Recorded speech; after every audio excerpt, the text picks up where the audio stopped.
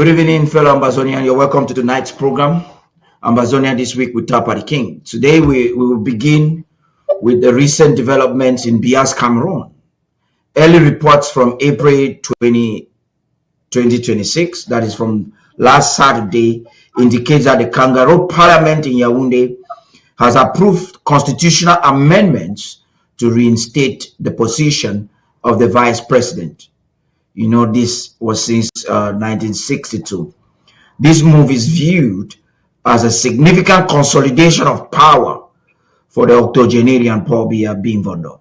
However, as of the latest reports on April 6th, if I'm not mistaken, 2026, this bill has not been formally signed or promulgated into law by the octogenarian Franck Biya being Vondo, though it is anticipated to be done soon. The question is why? Why? We'll be answering that questions with the lawyers this evening. But that's not even the concern. The concern, however, lies not in the delay, but in the alleged secret agenda. Should I say alleged? According to intelligence reports, there are plans to position Franck Biya, the president's son, as vice president and head of the army. This potential move was brought to light by major news outlets such as Arise News in Nigeria, which reported it just 24 hours after the parliamentary vote. Insider information suggests confusion within the inner circle of Yaoundé's power corridors, with a leaked plan indicating division within the ranks. Tonight, we will delve into the unfolding situation. We'll also look into the Anglophones, in quotes, the Anglophones' claim to inherit the position of the vice president. That aside, there are other pending or pressing issues at the home front that we'll be looking at this evening. But before we even get into that, we'll be right after.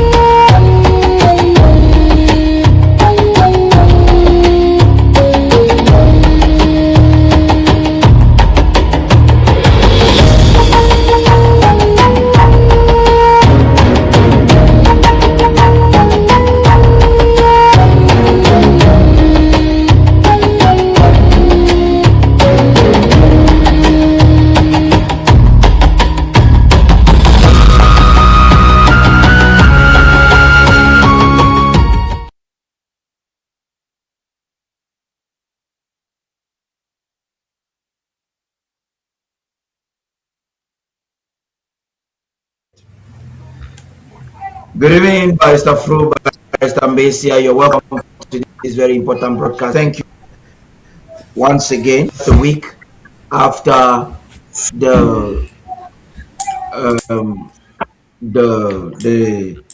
People's Town Hall with the president, I'd like to specially thank you all for coming. Maybe you want to greet the people before we get into the first part of our conversation today. I'll begin with you, Barrister Fru. Thank you, Paddy. Dear Ambazonians, it's another Saturday after the historic town hall that will raise some small money to prop up ABC.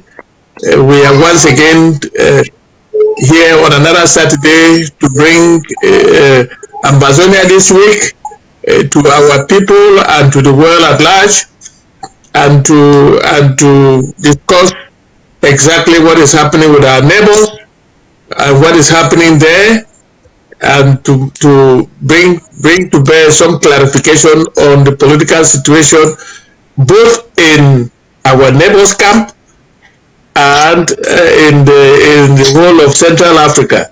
So we'll be dipping into it this afternoon. Thank you very much, Paddy, for inviting us. Amazing. Barrister Mbeseha, please.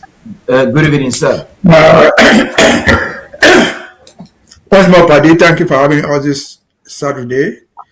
Hopefully, today we're going to handle some constitutional issues in our people in Yes. Cameroon that inadvertently affect us, whether we like them or not. So it's good that Yeah. we have this educational discussion, we have this historical review, so that, in the words of Ocheba Nelson, if you don't know where you're coming from, you don't know where you're going to. So we'll be from the past to the future, seeing what has happened to us based on their constitution, like it or not. And our eyes are now open where and how we should proceed. Over to you. That's amazing. So straight away we mentioned we're going to talk a little bit about what some of the things the president said um, before just after this topic before we get into the home front to look into the intricacies of what Yaoundé is planning ahead of the Pope's arrival. Well, there's an aspect of today's conversation which we suspended last week because of the issue of time, which I would think that today we have sufficient time to dive deep into it. It is, and I like the way you, by Mbeseha, discussed on it. It is the claim by Anglophones that feeling entitled to vice president's post in Cameroon. And you made it very clear that there is no legal provision for them to make such a claim. I have some technical questions to ask in that regard, but let's get deep into it. 24 hours after the vote, it was all over major news houses in West Africa and Eastern Africa, most especially. How did it get there? Is the question that has gotten Yaoundé confused. Where it was said Biya has appointed his son, allegedly appointed his son as vice president and made him head of the army. But then there's some outside truth, outside of the insider information. There is some truth into it. The parliament was so desperate. We know the parliamentarians there that are largely CPDM loyalists were all handpicked by Biya. Never were they voted by the people. They insisted making sure that Biya has absolute power was suspicious. And that's why it was easy, even though Yaoundé did not have any claim. Yaoundé had not officially announced it. It was easy for the public to believe what was being said was true. And Yaoundé didn't come out to debunk any of the news until probably 2 days ago. But we had the proxy media platform for Hansen was the one trying to play the dating game for that. That's a story for another day. I'm going to get in touch. I'm going to get to him on that for another day. But like I tell people, for Hansen is a proxy of the Cameroon media because he was doing their job for them. When there is something like that, the communications minister of Cameroon is supposed to come public to give the government side. But the government stayed for close to a week without debunking the news that was out. So our insider told us that they are confused of who brought the story to the public, which means that there is some division against their ranks. So it's like a plan that was botched or ambushed. Will this ambush change the agenda, or is this delay trying to study public temperance? What is actually happening? We are speculatively analyzing the situation today, and like Barrister Mbeseha rightfully says, it inadvertently affects us as the people of the Southern Cameroons, whether we like it or not. So I'll begin with you, Barrister Fru. Please go ahead. Well, Paddy, before we delve into anything, I'd like to lay the foundation. I don't know why the Cameroon intelligentsia is working up only now. On the 20th of May, Ahijo conducted the first coup d'etat. Knowing the results in advance, he put out a referendum knowing that the Southern Cameroon was only 20% and they were 80%. The results were known in advance. Abolished the federation. By law of 1984, Paul Biya walked out of the union. by declaring the country the name La République du Cameroun, the name that they came into the union with. That is, if there was a union, there was a de facto union. 1985, the Congress of CNU in Bamenda, Franck Biya preserved the one-party state and changed the CNU statute to what you call now CPDM or RDPC. Just change the name and put RDPC and maintain the one-party state. Somewhere along the line, what they generally call des années de brise, those troubling days, there were a lot of contestations left and right about the one-party thing and that they should bring in multi-party. You know the role played by Mbeseha to try to nip that into and to try to destroy that movement, but it didn't work. But they are allowed multi-party, knowing that the one-party state must exist, and he will make sure that he preserves it. 1992, Frundi wins election, and Franck Biya takes it, because the plan that was put together after the coup of 1984 must be implemented. The plan to make him the life president of Cameroon, and now he is going to become the monarch of Cameroon. 2008, Franck Biya again changed the constitution, which was promulgated in 1996 as a result of the tripartite meeting in Yaoundé. After the turbulent years, there was a tripartite conference in Yaoundé where the All Anglophone Conference. By the way, let me be clear here. Our people have seen this since 20th May, when Mr. Foncha was kicked out in 1970 because he objected to it, and the Muna was the threat of Muna was brought in. Our people had seen this and they were preparing for it. Therefore, the AAC 1 in 1993 and the AAC 2 in 1994. Now, in 2008, Biya changed that constitution of 1996, which limited the term of the presidency to a life president, and nullifying the term of the presidential term. That was a big shot. That was to announce to the world that he wants to be life president. And after a series of killings and a series of protests here and there, it stood. The term was limited to one. That there is no term. You can be a president for life if you care to. And a state. 2018, another Cameroonian, Kanto, is supposed to have, is rumored to have won the election of that year, the presidential election of that year, but Biya stole it again just to make sure that he stays in power. And, buddy, you will not believe this. From 2008, 2008 was the second coup d'etat. 2025, another presidential election. Biya stole it from Issa Chiruma. That one is clear as daylight. And what happened?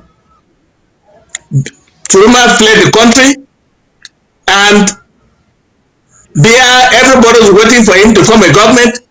He did not. He was waiting 4 months after. Oh my God! He changed his old friends who were leading the legislative branch of government. That's the parliament and the senate. He changed them, and my theory is that Nyat might have died then, so it lighted a bulb in his head. But I don't have any proof of that. This morning, Saturday, Nyat died. Now he changed. He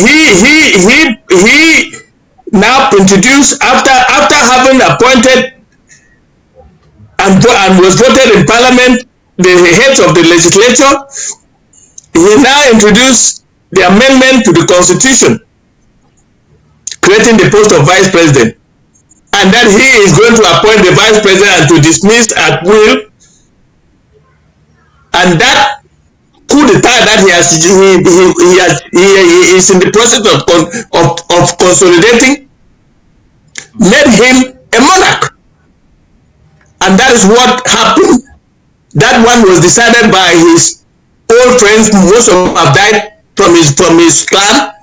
The Andre Chungis and so on, since the coup of 1994. Now, while waiting to promulgate, because the law was voted on Saturday, 4th of April, 2026, while waiting to promulgate it into law, something happened in Yaoundé.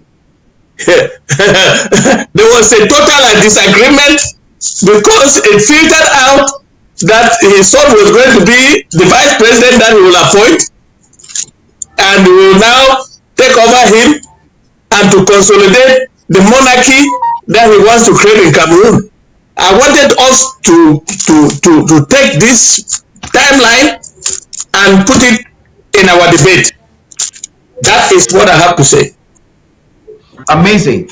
So actually, from the insider information, there was an ambush of the plan, and that is making some sense, because like I said earlier, the insistence of the hand-picked parliamentarians, in fact every CPDM loyalist insisted that Biya should be given absolute power, even though we know that he's suffering from brain damage, and yes, and that he should not be elected. Every other argument that came from the others, the minorities in the parliament, were not even adhered to. So it's but let me just add a sentence. The law still has not, the bill has not been put into law because of that, because of what has just happened. Okay. So I don't know whether, but I know that he is going to promulgate it. That's it. So that's the Mbeseha, that's the conspiracy side of the media right now. I want you to get on the constitutional side of it. What sense can we make in all of what is happening in Yaoundé right now? Please, Mbeseha, constitutionally. Well, people can make any sense out of it. The sense has already been made, because any Ambazonians or anybody in the world who can read and write by now should have understood what the constitution means in the so-called Cameroon. The constitution means nothing other than the will of the president, be it under Ahijo before Paul Biya or presently under Paul Biya. And let us look back at what they consider the constitution to be in their own history. I've said here, and it is true, Cameroon had independence on the 1st of January 1960 without a constitution. They had no constitution. Their first constitutional draft that was put in a referendum was in February 1960. It reflected the will of the French. That was the constitution of the Republic du Cameroun as of February 1960, 2 months after they got independence. That very constitution of 1960 was abolished or repealed just a year into it, September 1st, 1961. They replaced that constitution of 1960, February, with the so-called Federal Constitution. How did they do it? They simply passed it through their parliament, who adopted the wishes of the president Ahijo at the time. And what was it meant? It was meant to defraud Southern Cameroons of anything that they were coming to have. It was called Federal Constitution, passed by Parliament of the Republic of Cameroon in September, are meant to be binding on Southern Cameroon that was getting independence come October. It was passed in their National Assembly. It became binding and remained binding, even though it had no meaning to Ambazonians. Fast forward constitutionally again, came 1972, still under Ahidjo. They wanted to change the constitution to reflect the will of the president, which will was to abolish the institutions of Southern Cameroon and the state of Southern Cameroon. They conducted a referendum, which was fake, as we all know. It was a referendum where you had to vote oui or yes. It was to meet the pleasure of France, the instincts of the United of Cameroon, to abolish the institutions of Southern Cameroon without any question. But he knew very well that there was Southern Cameroon, and he needed people to assist him in Southern Cameroon to do all those constitutional manipulations.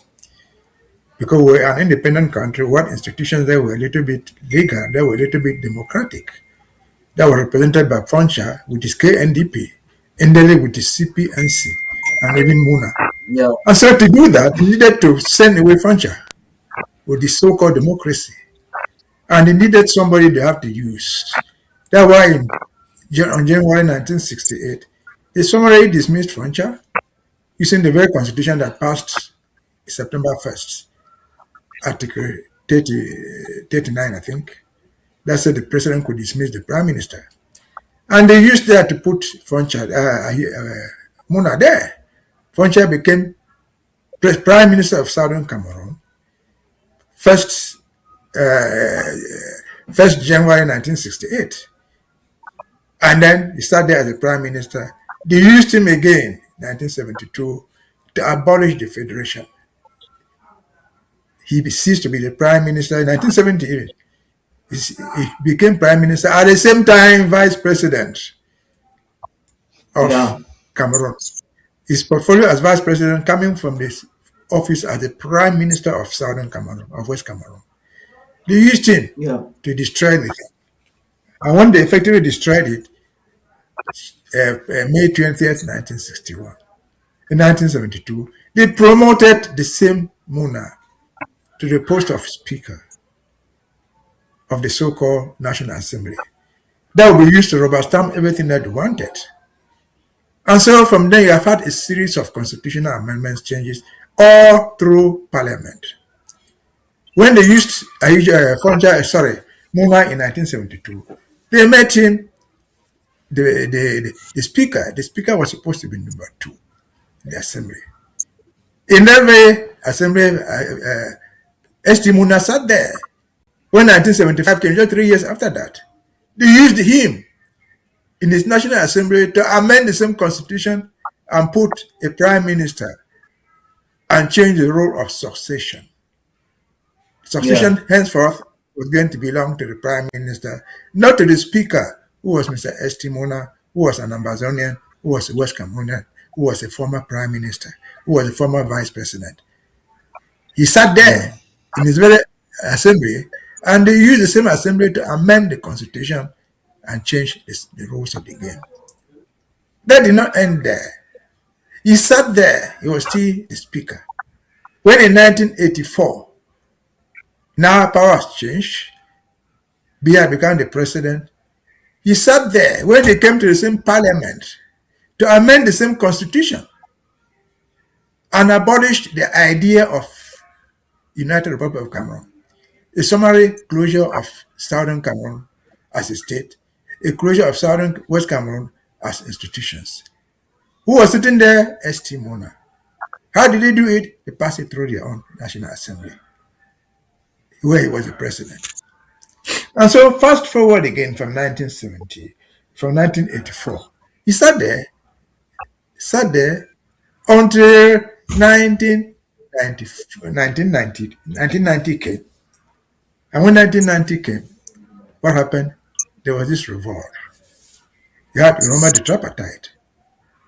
But before then, after having used him in 1984, they said, well, it's done for you, sir. You have to go away. And they threw him out. and got Franck Biya in 1988 to become the same Speaker of the same House that had been used to change everything. From 1988 to 1990, the year Africa was boiling, in summary, Franck Biya was thrown out.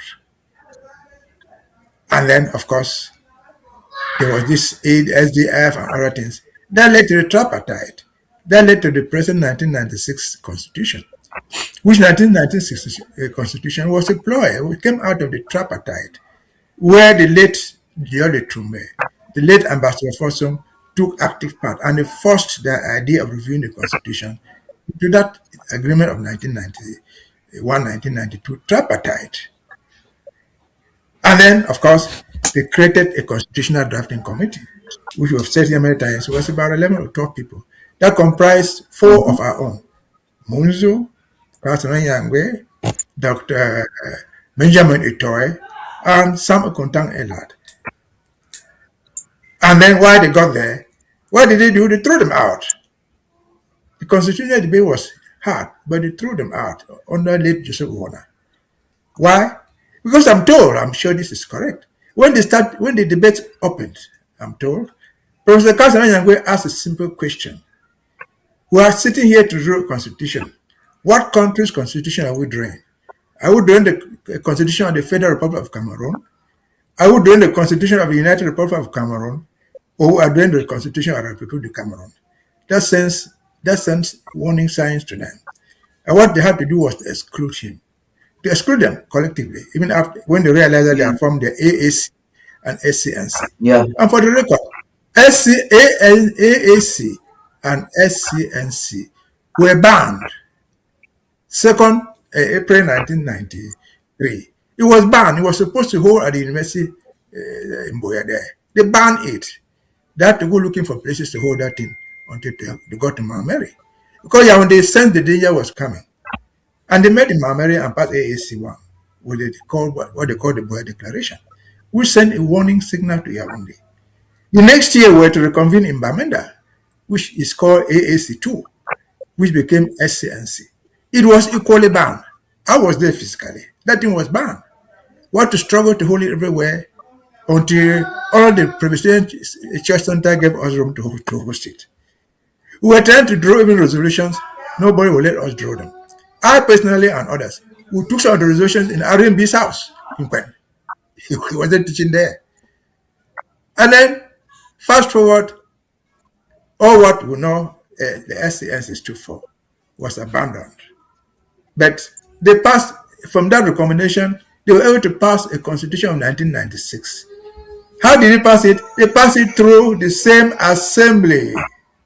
Same assembly voted that nonsense. That excluded us. That put in it something called special status. That included a provision that institutions shall be implemented progressively. From 1996 to today, they have not been implemented. That was the plan. Yeah. Passed through the parliament. Still, in 2008, the very constitution was amended through the same parliament. Yeah. When they abolished term limits and said, Paul Biya, whoever should remain there as long as he or she wishes. How did they do it? They passed it through the same parliament. And in 2012, I can mention all the constitutional masquerades have passed through something called parliament, which parliament is the rubber stamp of the president. And now, come to where we are today. They have gone to the same parliament trying to masquerade a reform called the vice president, which everybody, even including their own critics, realize that it's a masquerade, because the president will appoint his vice president. Whether it is Franck Biya, if he appoints Franck Biya, he's within the law, because the law does not exclude whom he cannot appoint. If he appoints his wife, he's within the law, because that law has passed through something called parliament, which gives him that leeway. And we have seen all stories there. And now there's a vice president. Does it matter to us, Ambazonians, what he does with those powers? Sure, sir, please. 100%. Sir, please. Sir, please. Sure, 100%. Barrister, please. Barrister. Barrister, I want to intentionally hold what matters to us because I want Barrister Fru to come in and because we are digging. What matters to us is what we used to conclude. I want Barrister Fru to come in and let's keep digging because he was a member of the SDF. Barrister Fru was a member of the SDF. And I want us to trace how, because that's something I noticed both of you probably just didn't bring it up, which I want us to bring it, especially now that you indicted Cas Nanyangwe in some of these processes. How the SDF also ambushed the renaissance of Southern Cameroonian leaders after 1984. There were think tank groups that came up from 1986 right up to 1988 and 1989, and Frundi came and ambushed it and then formed the SDF. That was not the original plan of people like the Kasinanyangwes, like the Isop or the Mbinglos, and all the mindsets like the late Nyangas that were rethinking the people of the Southern Cameroons. That was Fongoji also was doing what he was doing. So this is where I'm bringing you, Barrister Fru. I want you to take us down memory lane again. How the SDF agenda of helping the complete assimilation of the people of the Southern Cameroons, which I think it was an annihilation agenda, and how they also were used as instruments to foster these plans that you both have talked about. Please, Barrister Fru, come in there. Yes, before I say that, I'd like to say that since Biya came to power, all constitutional amendments have not seen a referendum. They have all been used through parliament because he consolidated one-party state in Bamenda in 1985. Now, you ask me the time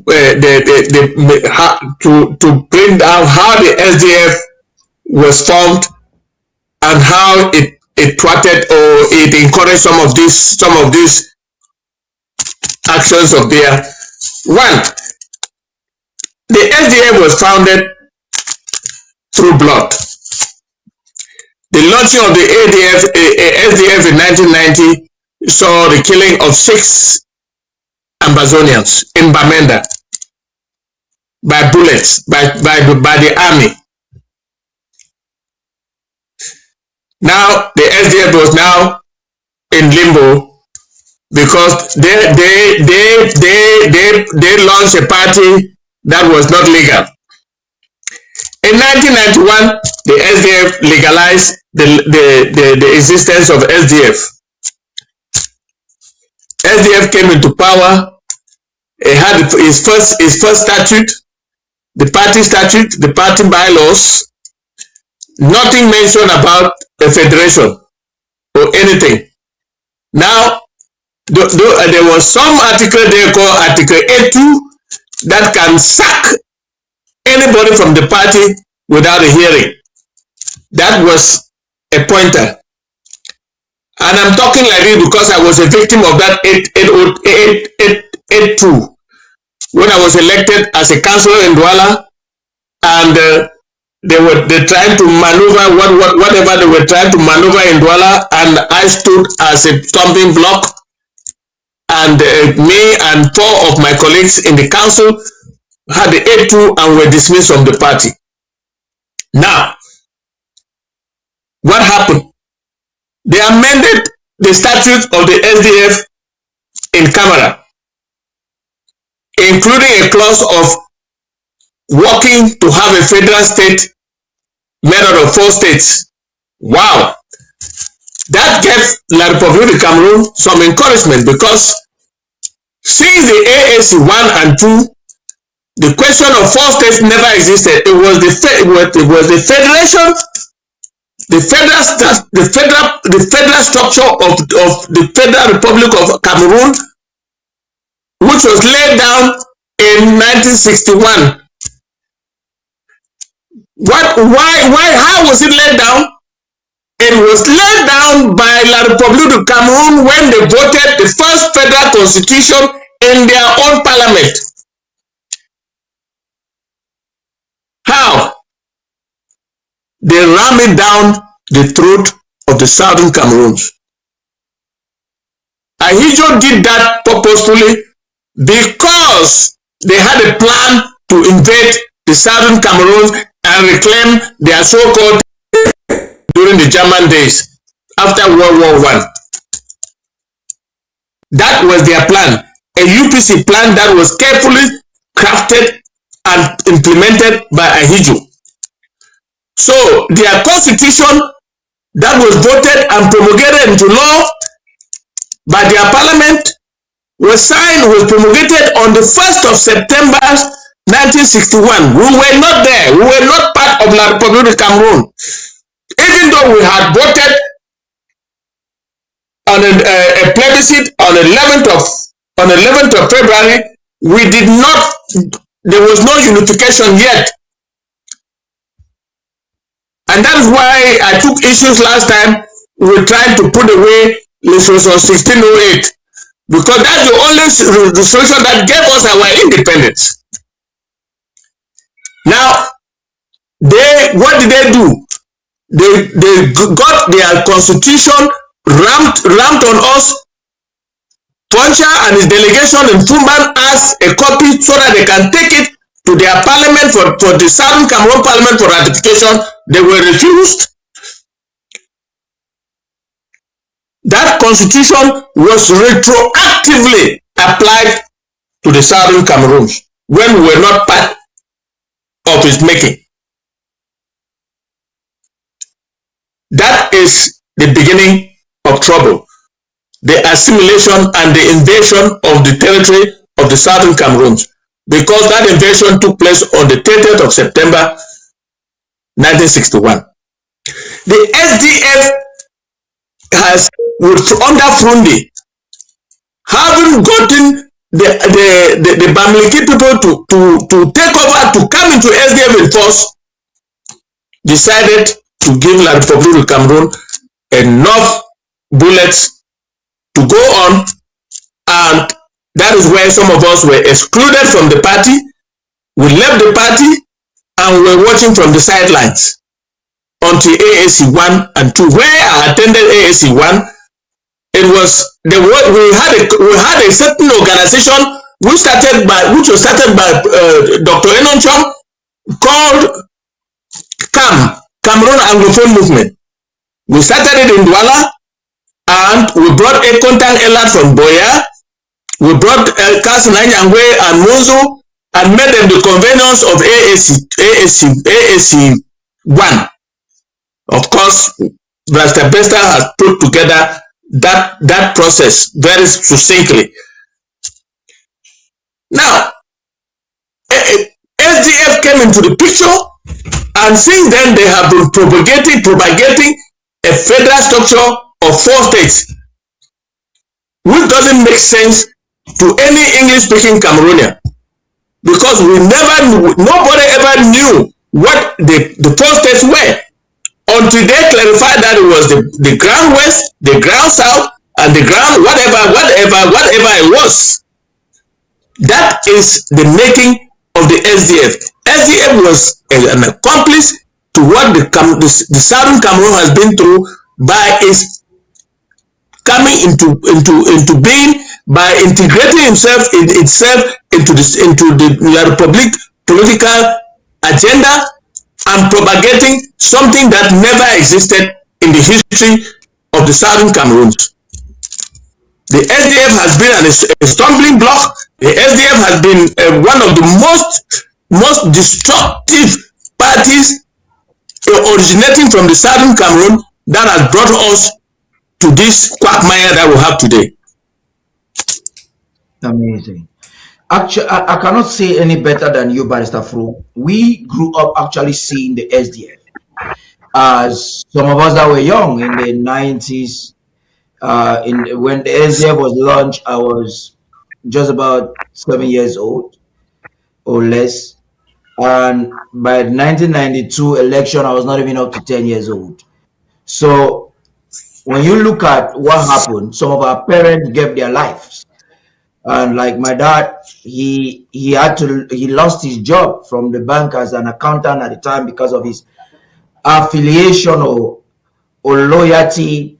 In fact, people were actually blinded by the SDF, and there is a site of the historical record that says it was actually a plan by France to neutralize the uprising in the mid-80s, because after Biya seceded from the Union, you had intelligent lawyers like Fonkoji Dinka raise the bar, ask critical questions that they themselves were surprised that you could have people literate enough to think like that. So he was beaten, brutalized in prison. And a lot of Southern Cameroonian leaders stood together. Their objective was never to create an SDF. Their objective was to put together the question of how the people of the Southern Cameroons, the frustration of the Juas, the frustration of Foncha, and even Muna at the time was already realizing the mistakes he made. So these questions were being asked. And this was Frundi who came and ambushed it. Where it became certain to me in my scholarly exercise that the SDF was a party that was meant to establish the assimilation of the people of the Southern Cameroons was when they provided their federation agenda. It was shocking to me that Frundi was even bold enough to look into the eyes of his own people and to make that suggestion. Barrister Mbeseha, that's where I want you to comment, please. Well, again, say I've never been a member of the SDF, but I think I've understood a lot of the beginning. We are told, and I have no reason to doubt that the conception of the SDF initially was meant to fight for Southern Cameroons. The founding fathers of the SDF, that's what they had in mind.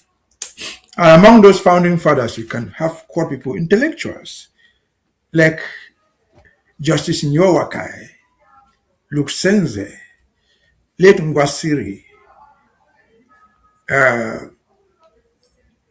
Muko, and others you can name them. The idea was to fight for Southern Cameroon, restoration of West Cameroon. And so when they conceived this, they thought that they needed a leader who could stand in front. And they saw in what could happen like that a certain Frundi, who had the same constituency with the Prime Minister, Achille Achu. Remember, Nifrundi had fought to become the section president of the CPD of Mbeseha and failed. Achille Achu defeated him. He attempted to support him football, but becoming the president of PWD, Bamenda. He just wanted money. He had a small bookshop in Bamenda, a BB bookshop. I'm not sure that the turnover in that whole bookshop was even up to 500,000 a year. But they found this man somewhere who was brave. And they put him there. They thought they could use him to later take over and manage a party. And that's why the original text of this SDF stated, amongst other things, in particular, that the chairman of the party shall not be a presidential candidate. They knew that when the time comes, one of them, call it Ben Mona, call it Nyowakai, or somebody propped up by them, would stand up, become the candidate, win elections, and possibly take us out of this dungeon. And so, but Nifrundi got there, he manipulated that one that was taken away. He sought his way out. He recruited, as Nsoh says. It was now infiltrated by Francophones, mostly by military people, and some from Douala. They virtually took over the party with their money and their numbers. And so the SDF ceased to be what it was conceived to be. And so that is where the takeoff was. And today you find people in the SDF, for example, Joshua Osi is the chair of the SDF. His constituency is not Bamenda. It's nowhere in the northwest or southwest, as we call it. It's in Douala. Douala is not part of Ambazonia. And I remember making a call in 2000 to Bandam based on what Barrister Dinka has said. I said to him, why don't you people walk out of that assembly symbolically, just to walk out and stand outside and say, until they address this Ambazonian problem, Southern Cameroon, West Cameroon issue, we will not step in. Madam told me, this was 2002, I called him from here, I was already here. Madam told me it was impossible because they had the bulk of the Bamili case and the dollars who were the ones patronizing the party. So at that time, the SDF had 45 parliamentarians. And therefore, they included a lot of Bamili case. The Bamili had no party. The campus were not there. They were the financiers of the party. The campus were with CPA at the time. Yeah. The Bamili were the backbone of the party financially. And they were, as he was, and politically too. I'm not insulting him. He was not academically worth any of these people I mentioned. The first Secretary General, who was his cousin, I'm told, was a university professor. He was replaced by someone, a university professor. The time of university professors and big lawyers. On reading the biography of Mr. Nifrundi, the highest level of education he had was Form 3 in a commercial school in Nigeria. And so he was not one to these big giants. Let me finish. He was not a big, whatever he was not a match to these academic giants that were at the foundation of the party. And so the only way you could survive was to make sure they implemented A2. If you came from behind and challenged him, they used the A2 to expel you. And they used it effectively to expel people. Maybe Mr. Nsoh, he said he was one of them. Expel him, expel Ben Muna, and many other members of the party, they sent them out. And so the idea of Southern Cameroon being defended or West Cameroon being defended ceased to exist. And then they came out now, and the platform of the SDA was a federation of 4 states, which were going to be these 4 states. There will be a state, for example, for Northwest and Southwest, they call it at the time. And then they will host it for the Bamili case in a way, the West. And so on and so forth. And so this is where we find ourselves. And therefore, again, the Yaoundé regime has always sought... Mbeseha, please. Let me make a correction before you conclude. The way SDF did it was they're going to take the Northwest, that's a grass field, and merge it in the ground. To Western Province. To Western Province. And then, yes. And then they were going to Tarh West to Littoral. Merge it to Littoral. So that was the agenda. Yes. Terrible. Yes. So I agree. I don't differ. The bottom line is their 4-state federation, if it ever survived, was never intended to protect West Cameroon in any form or shape. No, not rather have defended Southern Cameroon, even though it never. But it's not the agenda. Let him finish your part. It was meant to do. I was trying to learn that for them to do all this, for Yaoundé to do this, they had used what they call infiltration way back in 1961 when they infiltrated the Jua government in Boya by bringing ST Mona. They infiltrated the very SDF and took it over and got the leader, Mr. Nifrundi, to become nothing but a toy. To the extent that he had to escape from his power-based Bamenda to go and be housed in the source. To the extent that he had to abandon his moral base, which were the Takumben old women who could stood there and nobody would touch them, and look for presidential support.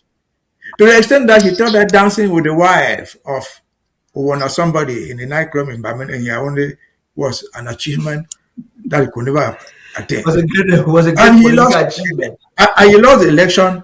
What happened to him? They had infiltrated him from the story written now publicly. They asked his own brother, Achido Achu, this man is disturbing us. What shall we do? Achido said, let us go and give him money. And they came with money and gave him. That was the end of his life. He built houses in Commercial Avenue, renting them to anybody in the world. May so rest in peace. But for them to infiltrate Ambazonia today, like yesterday, that to look for Ambazonians who they would use, not stupid Ambazonians, intellectuals that they could use, they could buy with money, they could threaten, and then use that one to execute their own motives. Over to you. But let me add, I want to add. I thank Barrister Mbeseha for that detail. I thank Barrister Mbeseha for that detailed explanation. But let me add something. Yeah. The SDF was founded by intellectuals in Yaoundé. They were meeting in Yaoundé, and they were infiltrated service. And all of them who were the intelligentsia were civil servants, university professors teaching in Yaoundé. The Joseph Waka, a judge, and Anyangwe, university teacher, Mozo, university teacher. Mozo was not part of the SDF anyway. Gwasiri, university teacher. They were all infiltrated by the secret service of La République du Cameroun. So when it came to choosing the president, the leader, everybody backed out. And the Secretary General, who was Frundi's cousin, went to Bamenda and met the cousin. Who was a standard 6. He never went to any college, Barrister Mbeseha. He was a standard 6 and a traffic controller in Lagos. A physical traffic control. When the plane is coming, somebody there with something directing the plane. That was his job. He was a standard 6. He never went to any college. Now,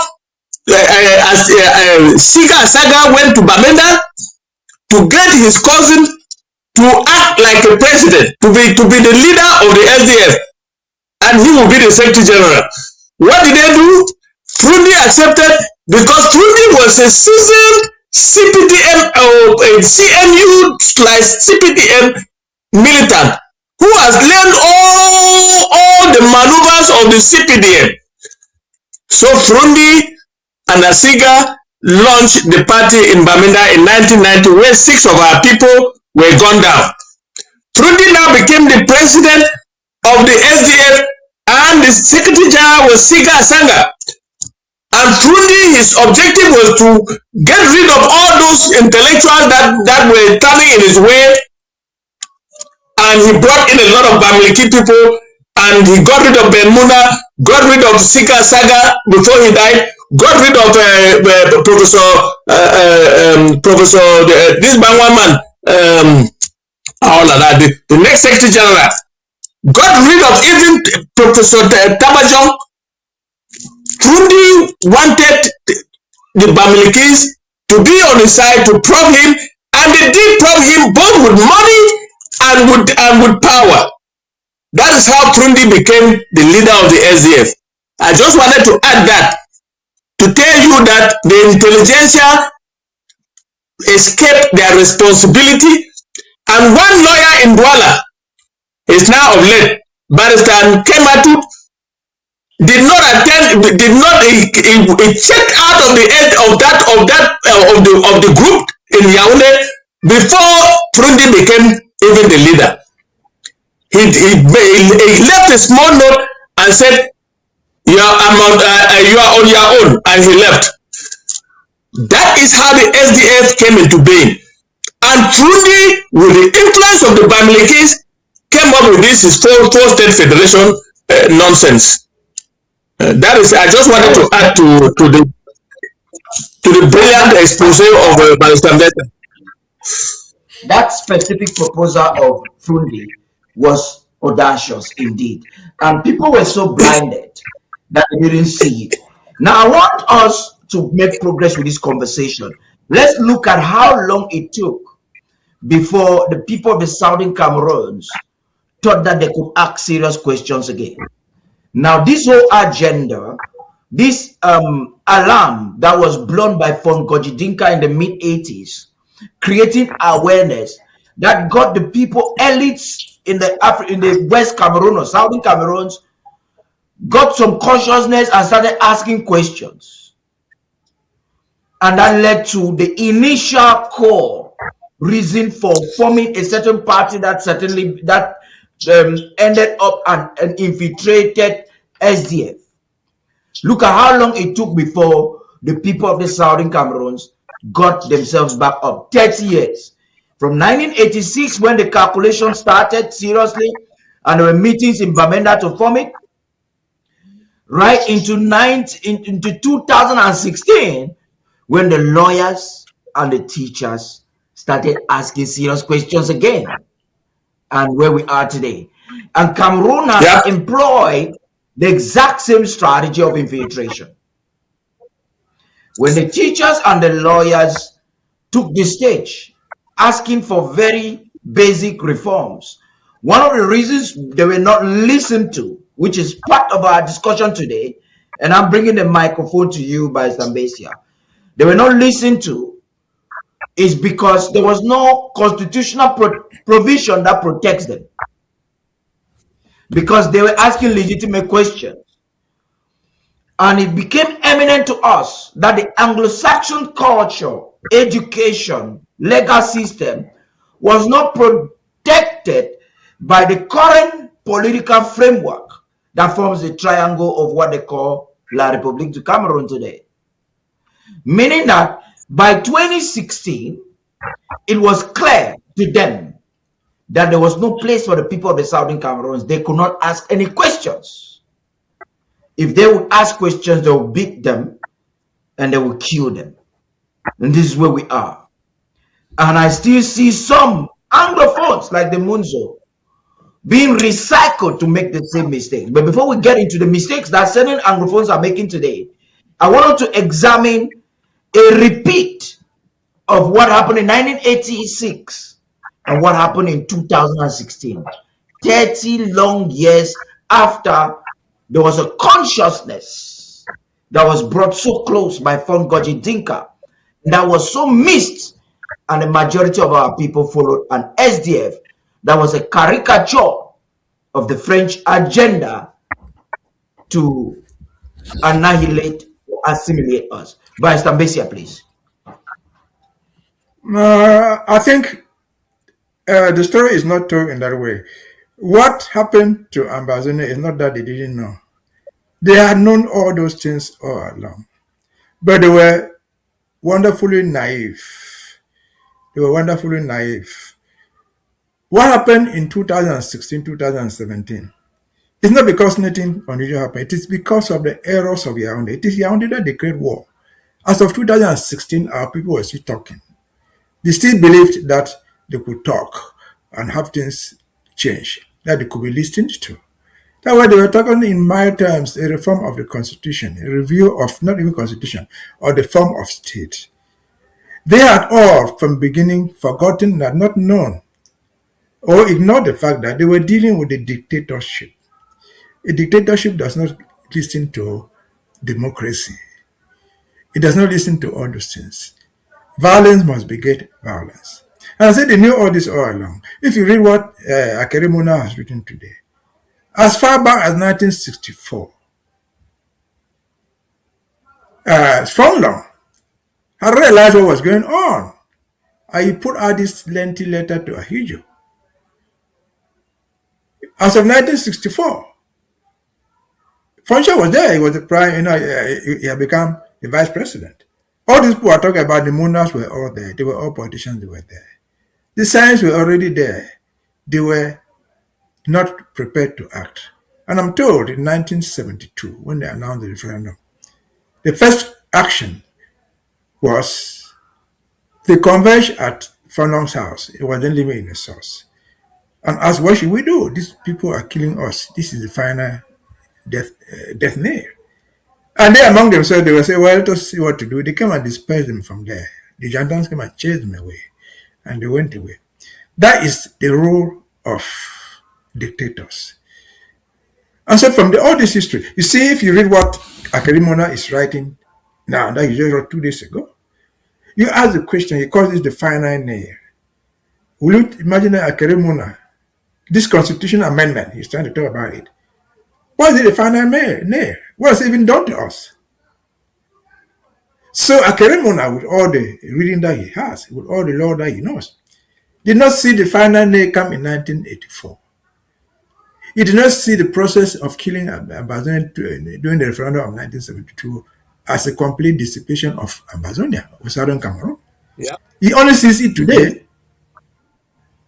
And so, for him, and many others like him, these are intellectuals. They still believed that the devil was going to become an angel, which is an absolute impossibility.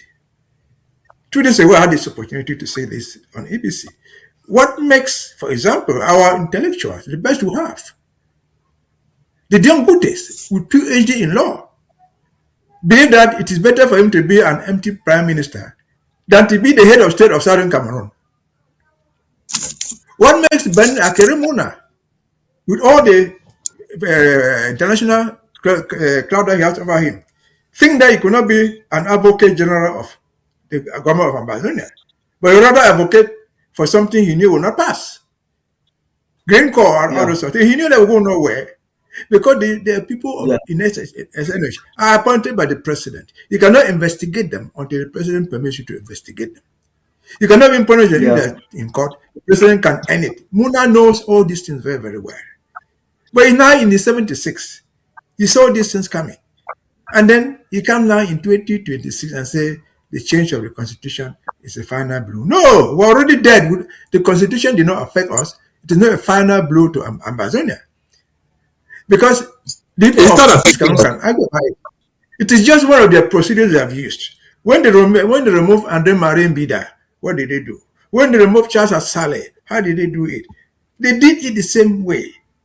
And so they are doing exactly the same thing. Again, Ambazonians are the cause. In 2017, we are here today, not because our intellectuals, not because the Agwambalas, the Fontainebleau University professors brought us here. No.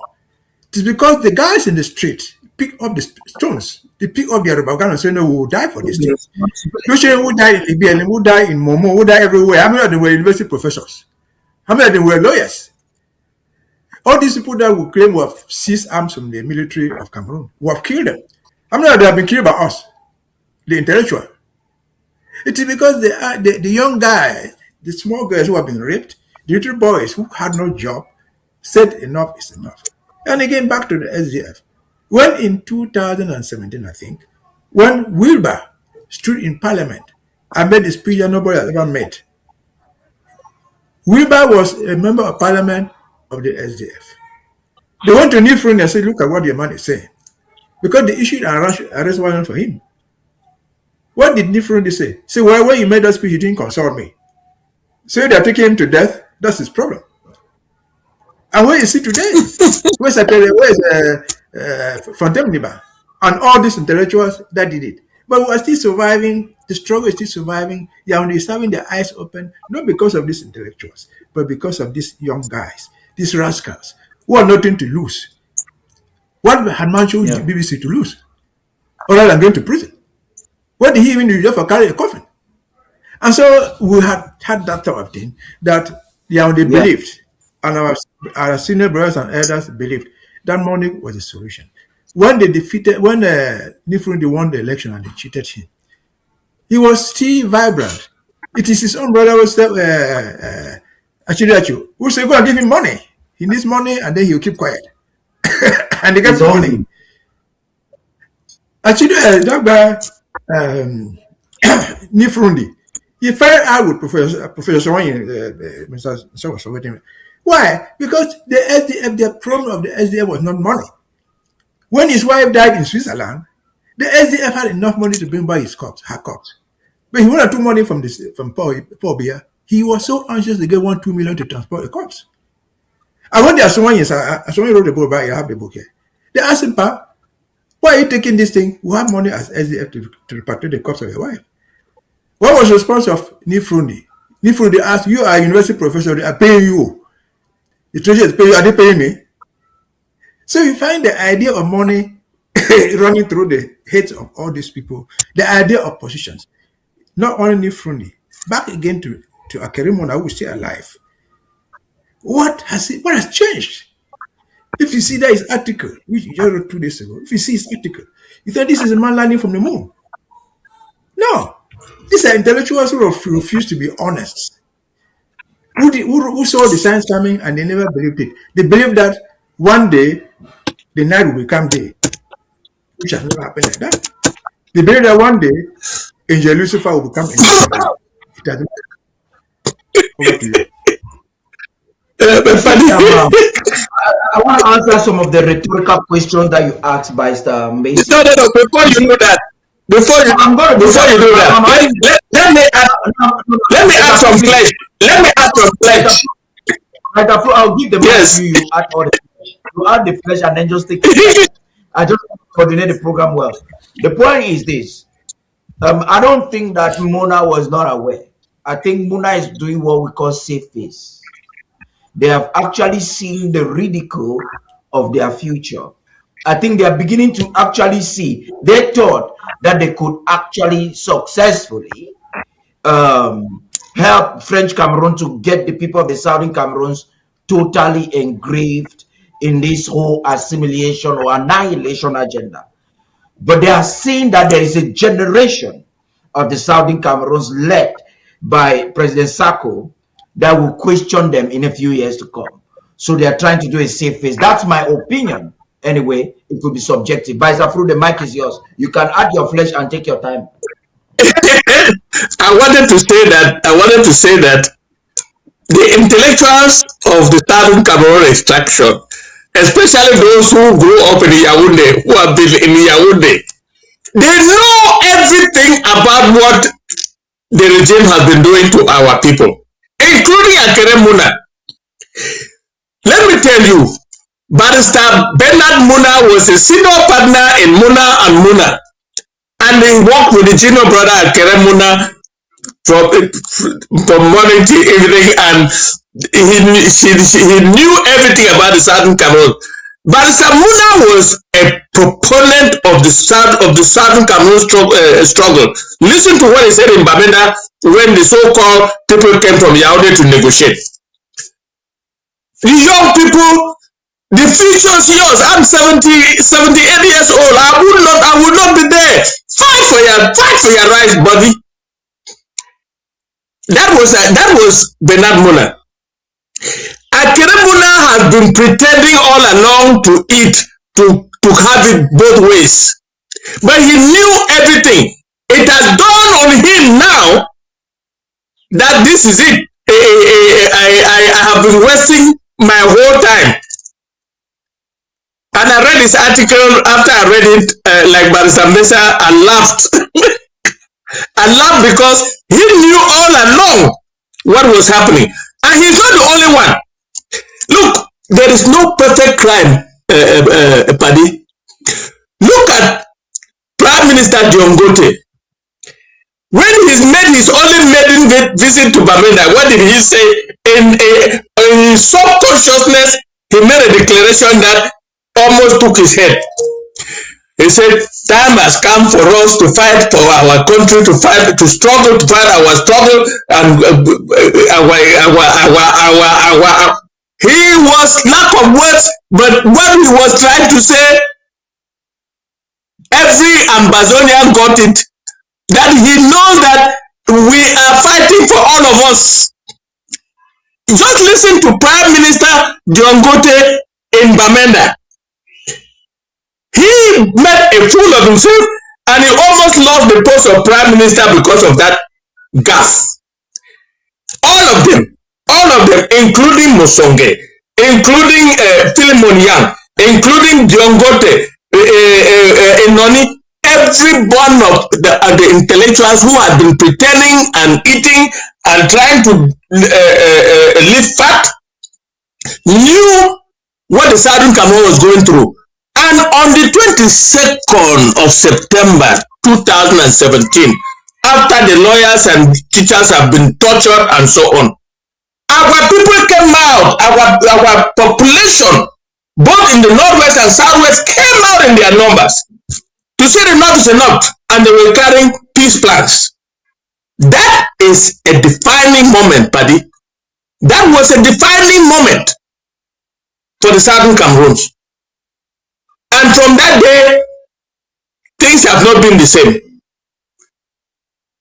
I will not even go to try to talk about the declaration of our former president Ayuk Tabe to restore our independence in 2017. I will not even go there because it was now was trying to concretize what our people brought out on the 22nd of September 2017. And like Barrister Mbeseha succinctly put it, while the intellectuals were pretending and trying to continue to eat with the regime, our young people, unemployed people, our young people pick up the arm to defend the war that Franck Biya had declared on us in 30th of November 2017. He declared the war against us, and within 1 week, 1,000 youths were gunned down in Manu, in Mante in particular. So our young people could not hold back. They needed to defend the territory, and they have been fighting till today. I want the intellectuals are beginning to come home. How do they come home? It's still a big question. Barrister Keremuna has indicated his disappointment with what he had been trying very hard to assimilate. Is he going to now do it at his dying bed like his father did? Is it a part of? I don't know. I don't know what he intends to do. I don't know what he intends to do. But the chickens have come home to roast. What he said, what he has written. Just before we get to Barrister Mbeseha, so that he can usher us in to how whatever constitutional thing, what it implies, and what understanding the so-called Anglophones and the people of the Southern Cameroons are required to have at this time in whatever they are doing in their third party. Let us before you do that, I would caution our use of the word Anglophones. We are not Anglophones. No. But I use the word Anglophone intentionally. That's why I said the so-called Anglophones, and I'm using it for convenience of conversation because the Anglophones they don't understand that they are just nothing in the Cameroons. That's what they don't know. So for the context of this conversation, just before we get to Barrister Mbeseha, I want us to have a revival of something that happened just less than a decade ago, and then we'll get to that point where Barrister Mbeseha will bring this understanding for those who think that they are entitled to a vice presidential role. Let's hear Barrister Mona. Chairman Ben Mona's take on federation. People who talk about democracy must understand that infiltration is the best form of democracy. If they don't understand, they need to go back to school. It's the best form of democracy. His call to the President of the Republic. The president can say what he wants. Let him make it. He's not God. Let him make it. The president of this country better wake up to the real fact. This country was united by presidency. It was not one individual. It was united by the will of the people of the Southern Cameroon, not by the will of any other person. What about the youths championing the cause? The future is theirs. I'm 77. Mine is gone. I may die tomorrow. If we don't fight, our fathers will come from the graves to fight for them. They have the right to fight for it. They better fight, man. They better bloody fight. No liberty is gained by laying down and allowing people to work on you. And the students held back at home? Let them lose 1 year of school and get a better future. What are you talking about? Let them lose 2 years and get a better future. What then happens to the future? That's it. What then happens to the future? This is a statement that one would expect his younger brother to have understood it, even in his political agenda in 2019. I remember one time challenging him with a question that he could barely respond to at Jega Palace in Yaoundé. And it's sad that a lawyer could allow himself with so much dishonesty into to the ridicule of today. He was literally ridiculed in the last presidential election, but yet is where we resident this discussion. We have been talking on the Franck Biya, the Biya's way of actually handing it to his son. None of the graphics of this image, because it shows a kingdom not democracy. This is Mr. Biya in a classical style with his hand-picked members of his parliament doing everything possible to make sure the legacy of the beam vendors will continue in the Unity Palace. How does this impact us today as the people of the Southern Cameroons? How does this impact those who are calling themselves Anglophones, like the Agbobalas, the Enon Chums, and all of that? This is why this is a question. Is there any political leverage for the so-called Anglophones to request for any vice presidential posts? Is there any constitutional provision for that discussion? We heard what Momo, Minister de Justice, or whatever it is called, how he had to sabotage those who are requesting for that. I would like you, Barrister Mbeseha, to talk to us. Paddy, let me say this. There's something that we can all agree on. Let us call ourselves Anglophones. Let us take the balance from them. We're Anglophones. There's total agreement that the Anglophones are a minority in Cameroon. There's also agreement that Anglophones, call them like that, are a people to be protected under international law. And I'll take it back to what Akerimona wrote, because people are reading that thing. And I want people who are reading that thing to follow this analysis. Akerimona has written something, and he has cited extensively from Communication 266, which was passed by the African Commission on People's Rights. He says, and he's right, that the Commission had offered their good services to help draw a constitution. This is 2009, after 1996, to address the so-called Anglophone problem, and Cameroon had not done it. But these are the people, Akerimona and thousands of others, who are fighting against us. Akerimona has a big international viewership, and I would like them to understand this. From the very African Union, from the very African Commission on Human People's Rights, it is written in Article 20 and 21. And if you permit me, let me read this so people who follow us know it. Article 20 of the African Commission for Human People's Rights, which was adopted in 1981. Cameroon signed up to it. This is what Article 20 says. In quote, all people shall have the right to existence. They shall have the unquestionable and the inalienable right to self-determination. Correct. They shall freely determine their political status and shall pursue their economic and social development according to the policy they have freely chosen. That's paragraph 21. 22 goes thus. Colonize or oppress peoples, that Ambazonia is, people shall have the right to free themselves from the bonds of domination by resorting to enemies recognized by the international community. 23. All peoples shall have the right to the assistance of the state parties through the present charter in their liberation struggle against foreign domination, be it political, economic, or cultural. And then that's Article 20. Article 21, which is very important here, reads thus. Article 21, in quote, all peoples shall freely dispose of their wealth and natural resources.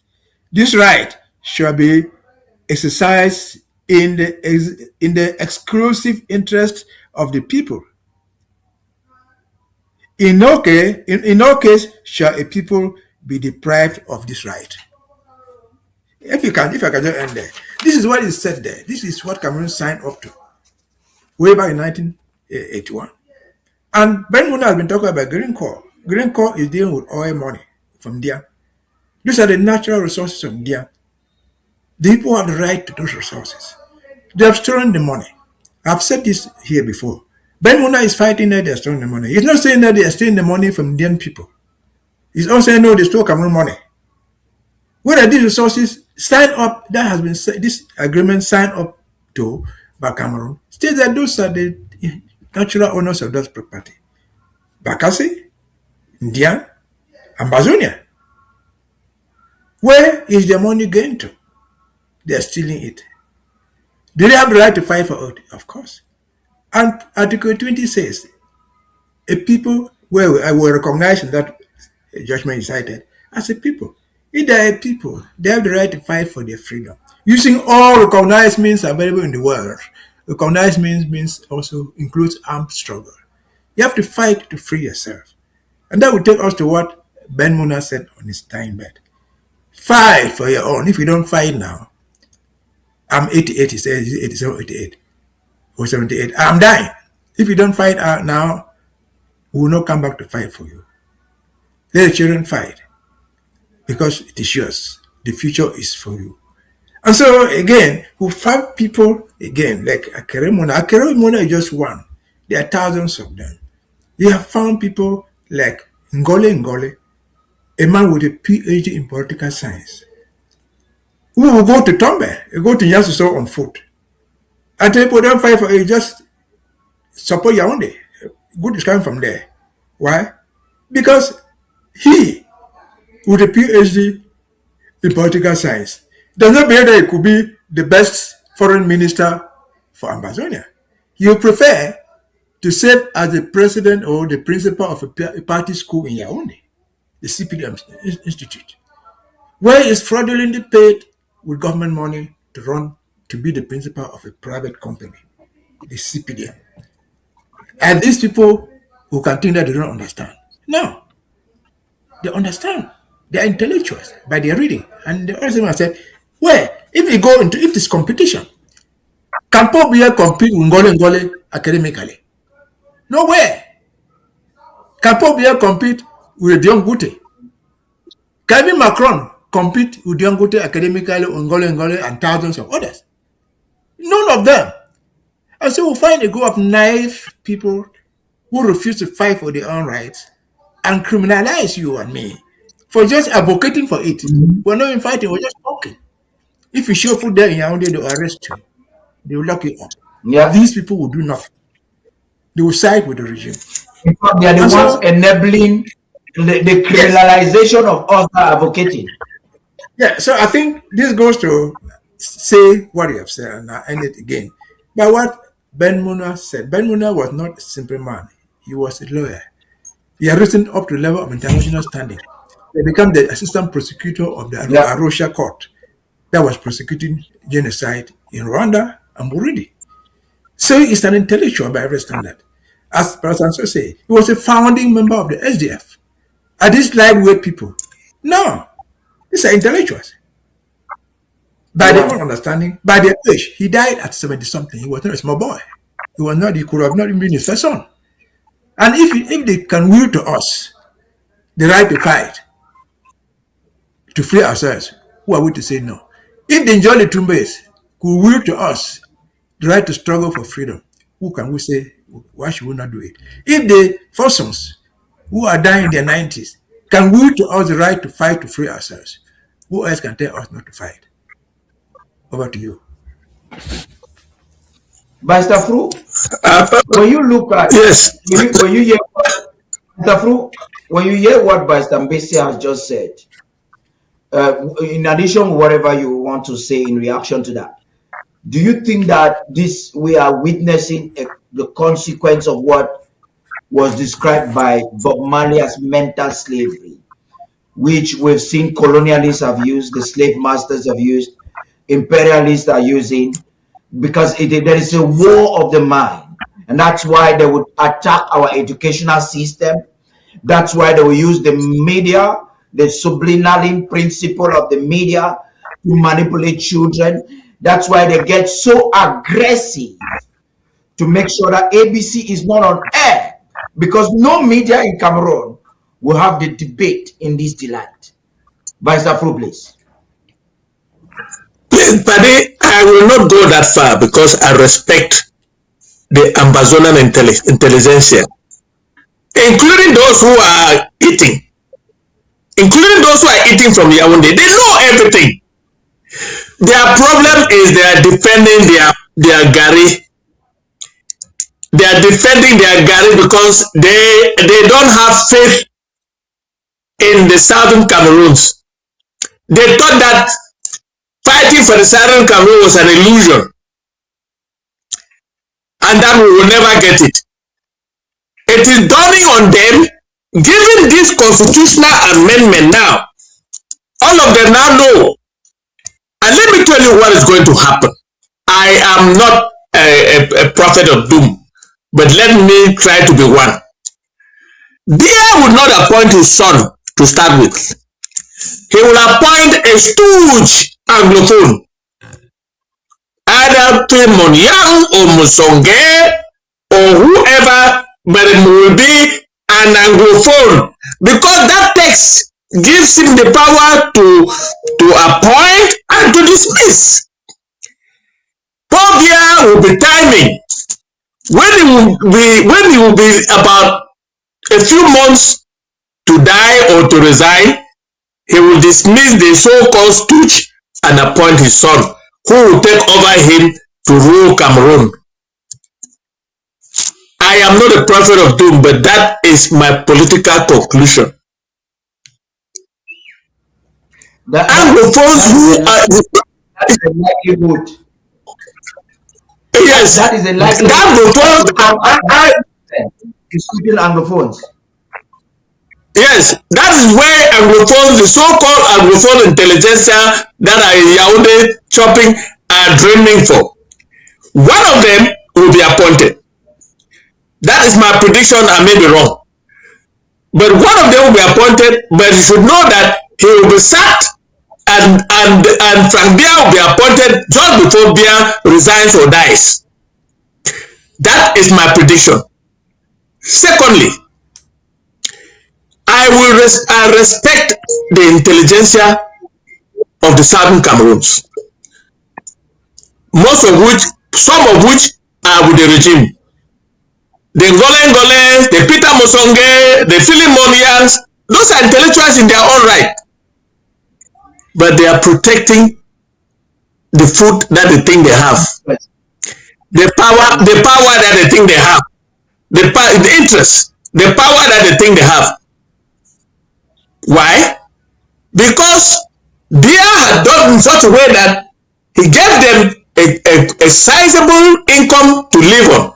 He gave them a sizable advantages to live on, to dream of, to bring their children up, to do whatever, and they have used the system to place their families and their children in place, thinking that the state of the southern Cameroon will be a pipe dream that will never come to fruition. But like I said before, the defining moment was when our people came out, and La Republic was shocked to see our people come out, both from the northwest and southwest, with peace plans on the 22nd of September. They did not foresee that. And that is what is foiling the struggle, and that is what prompted our young people, after Biya killed more than 1,000 in Manu in 1 week, to pick up arms to defend their homeland. And the so-called intellectuals continue to eat, continue to blackmail us, continue to put us in a state. But Mbeseha myself cannot go to Cameroon now because we will be arrested. And none of those people will come to our aid.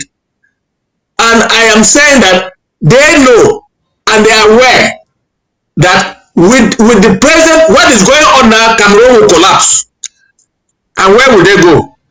If they don't turn to the southern Cameroons, where will they and their children go to? And they know that, and they are beginning to come home. The article that I read about that Cameroon wrote is very revealing. I did not expect it to come from him, he has been a proponent of this regime. He has eaten under this regime. His international exposure was thanks to this regime that gave him files abroad, that put him in a situation, being the Muna's son, that he became comfortable and thought that, oh, this is it. In my lifetime, this is what I will get. I am surprised and happily surprised with his article. Let's see what will come of it. I don't see anything come of it. There's no mental slavery. It is people defending their Gary and thinking that. I think there is no mental slavery from your correction. It is probably dishonesty and egoism. Yes, intellectual dishonesty. Let me finish. Intellectual dishonesty added with the greed to make sure that I bring up my children and the benefit from what I have I've been through, and so on and so forth. That's what is happening. For the rest of us, and you said something very important. What you said, which I don't want people to miss out, which I think is the most important thing of all you said. One of the reasons is these elites and so-called intellectuals really don't have the faith. And this brings back to my point. They don't have the faith in the Southern Cameroons. It brings back to my point. Because there's a lot happening now. There's an agenda where even those that were fighting with us from 2016, some of them that have been compromised, what they do, there is the Machiavellian. When you look at manipulators, colonialists, one of the things they tell you to weaken you in a war front on the media, one of the easiest things that is done is by telling you you cannot win. It's a war strategy. Yes. It's a fighting strategy. They can tell you for so long that you're not going to win, and very soon you start believing it. When we grew up, but Paddy, they did not even think, they did not even believe that we will fight this war for close to 10 years today. They didn't believe that. Yeah. They didn't believe that we will put La Republic on the run. They didn't believe that. Because, let's face it, when it started, our people were not armed. Our people were fighting with clubs and then guns from Manu right up to the northwest and southwest, as it then was. They were fighting with their bare hands. I remember that Ben Muna made a statement on TV when he was to campaign for his presidency from 2017 and 2018. Kerem Muna, said on television that we are unable to fight the war and we'll kill one person and then we come and celebrate. And the military is killing a lot of people. Those were some of the rhetoric that were properly calculated to manipulate the people. We saw in manifestation. And this buttresses the point I'm trying to make, which I'll crave your indulgence to permit me to make that point. The point I'm trying to make here is the power of information, disinformation and misinformation and manipulation. How information can be used to win a war. When French Cameroon is intimidating every press house in Cameroon not to tell their people of the actual collateral humanitarian damage in the Southern Cameroons, is because they want the people to feel like everything is normal. So they tell you, quand Yaoundé, Edouala respire, le Cameroun respire. So you find out that even the media in Cameroon, including the proxy media platforms like Mimi Mefo and For Hansen, they are not telling the world the truth of the ongoing war. Only ABC Amba TV, to the best of my understanding, on daily basis, brings this information to you.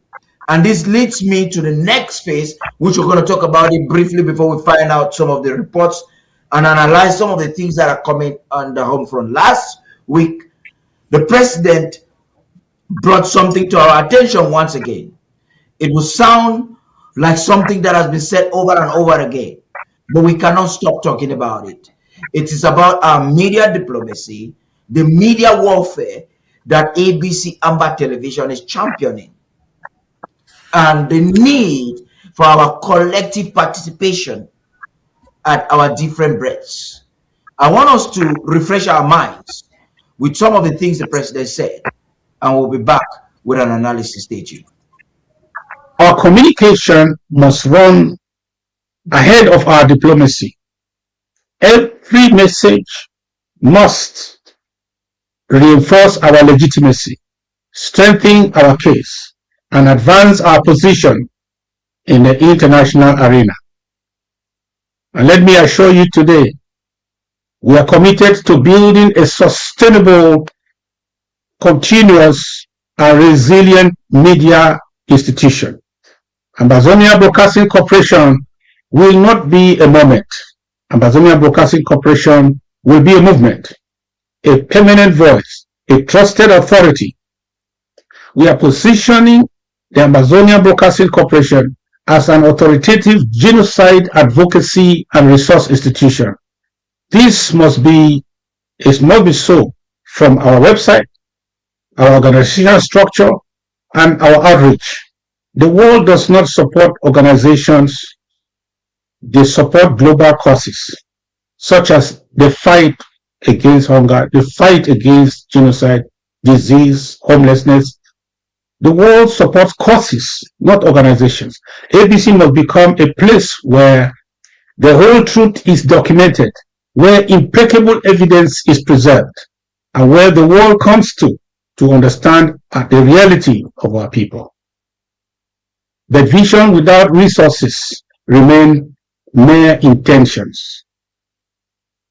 That's why I'm calling you on today. That's why I wrote personally to some of you, because of how important you are in this struggle.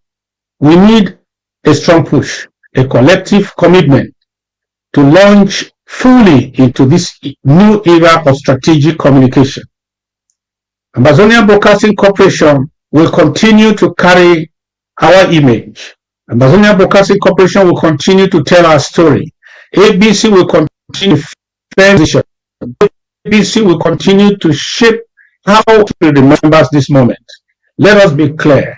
If we go silent, we surrender the narrative. And if we surrender the narrative, we risk losing the meaning of our struggle. Amazing. Wow. That, I don't think anybody could have said it any best or any better than the president just did right there. And I'm taking this opportunity to ask you, by Mbeseha, to chip in some words there, and Barrister Fru, so that we can once again refresh the minds of our people of the importance of what we're doing. This is not another political debate. This is a movement. This is not a discussion you find anywhere, not even with ANO, not even with the other platforms. There's no need me giving them relevance or calling their names here. But this discussion is found nowhere right now. This discussion, this analogy, the way we are doing it, is what Cameroon craves every day and night to stop and destroy completely. But with your participation, it's been totally impossible. Should we stop now? Should we escalate our efforts? These are the questions we can answer. Vice Mbeseha, please.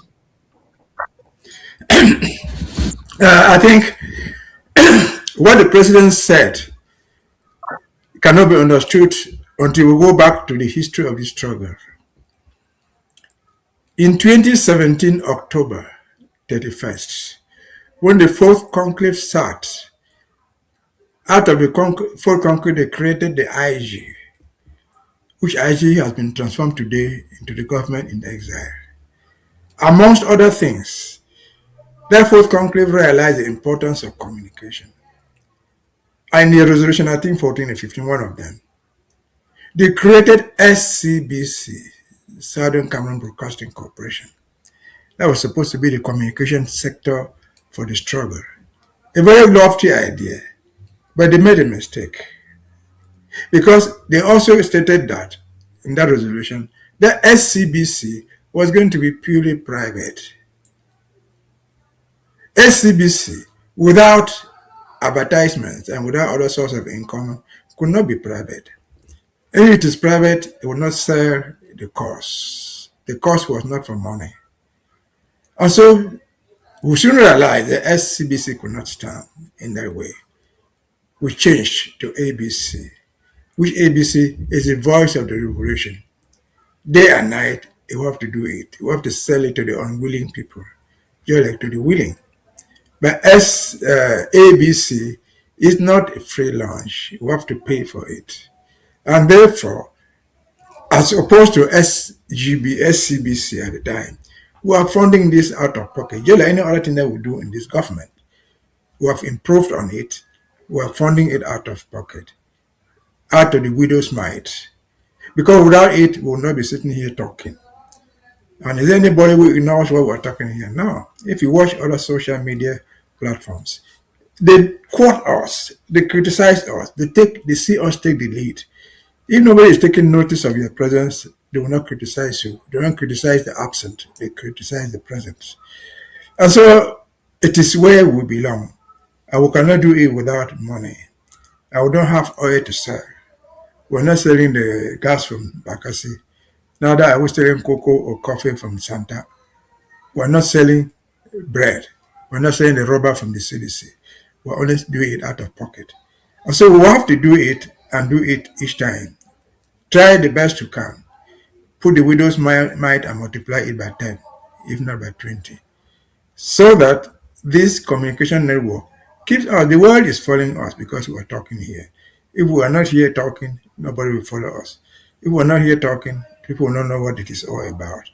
And as I've just read in Article 20 of the African Human Rights on People's Rights, Article 20, says that an oppressed people, he's talking to Africa, was updated in 1981, has the right to fight for its independence, to fight for its own freedom, using all available means allowed by governments.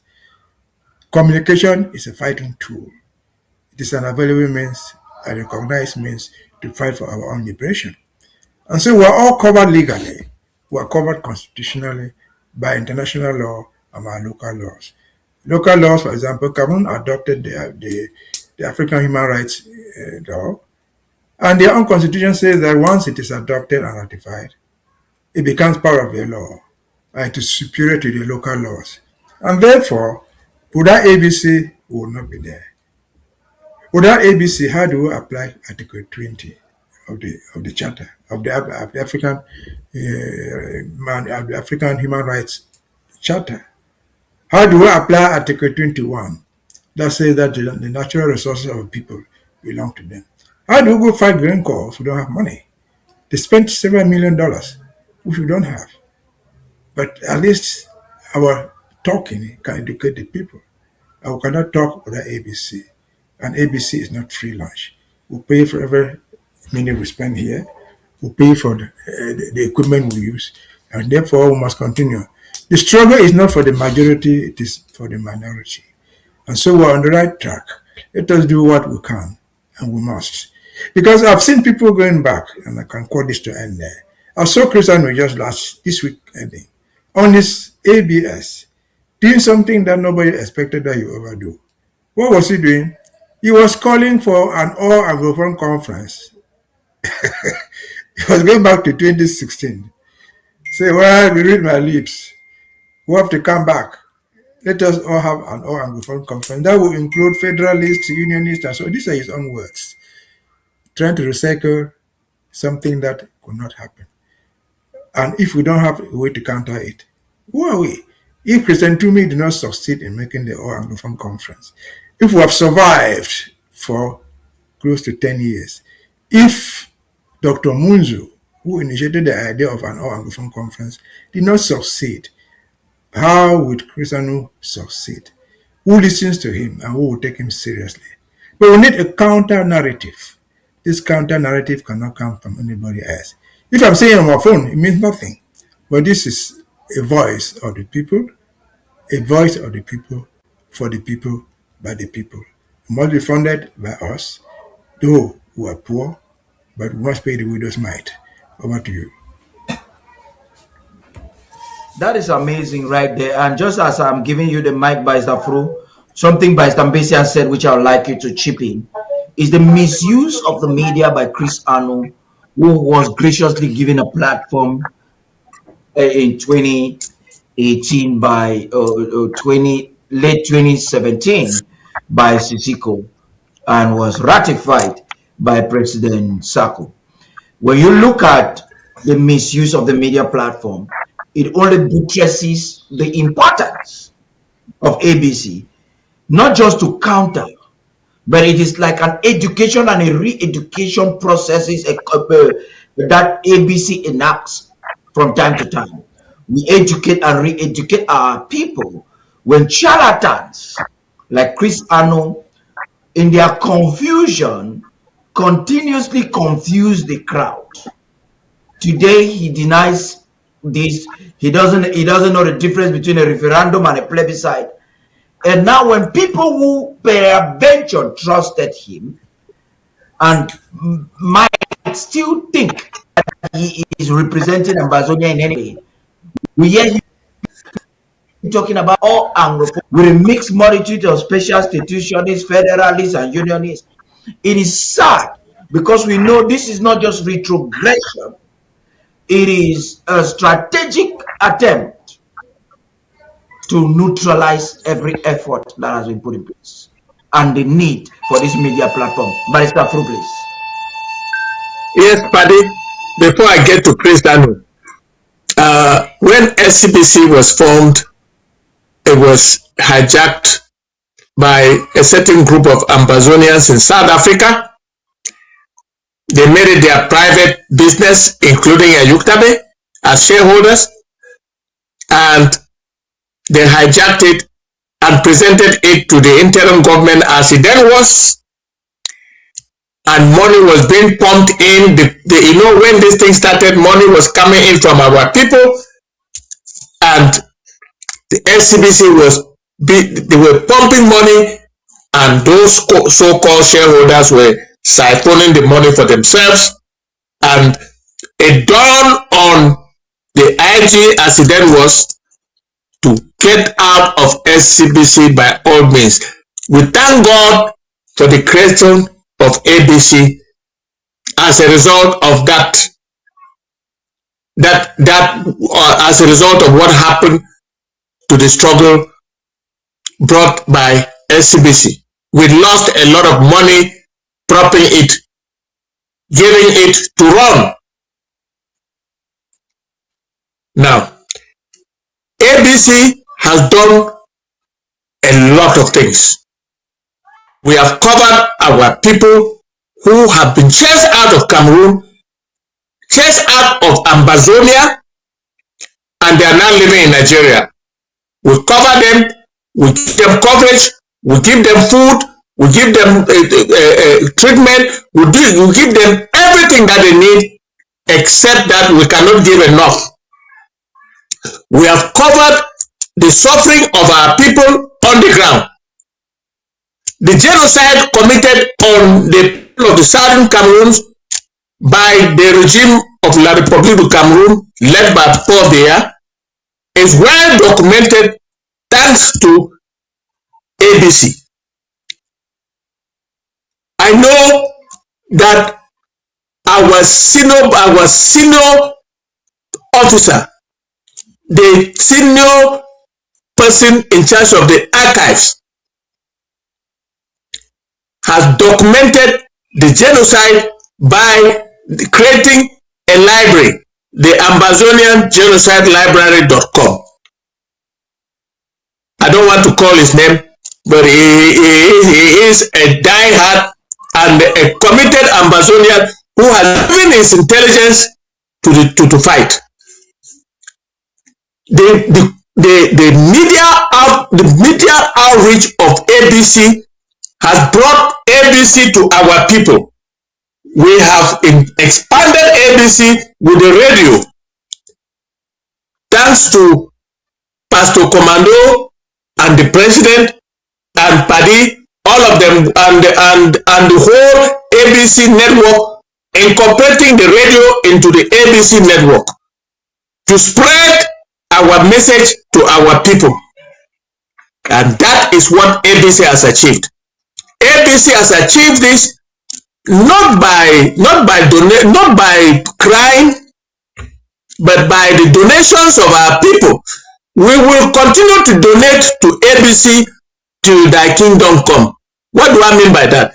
Till we are on the ground, we have our country, and ABC is a state radio, is a state television, and the Ambazonian, Federal Republic Ambazonian State Television, and will remain so, and it will be the Ambazonian State and Radio Television as it is now.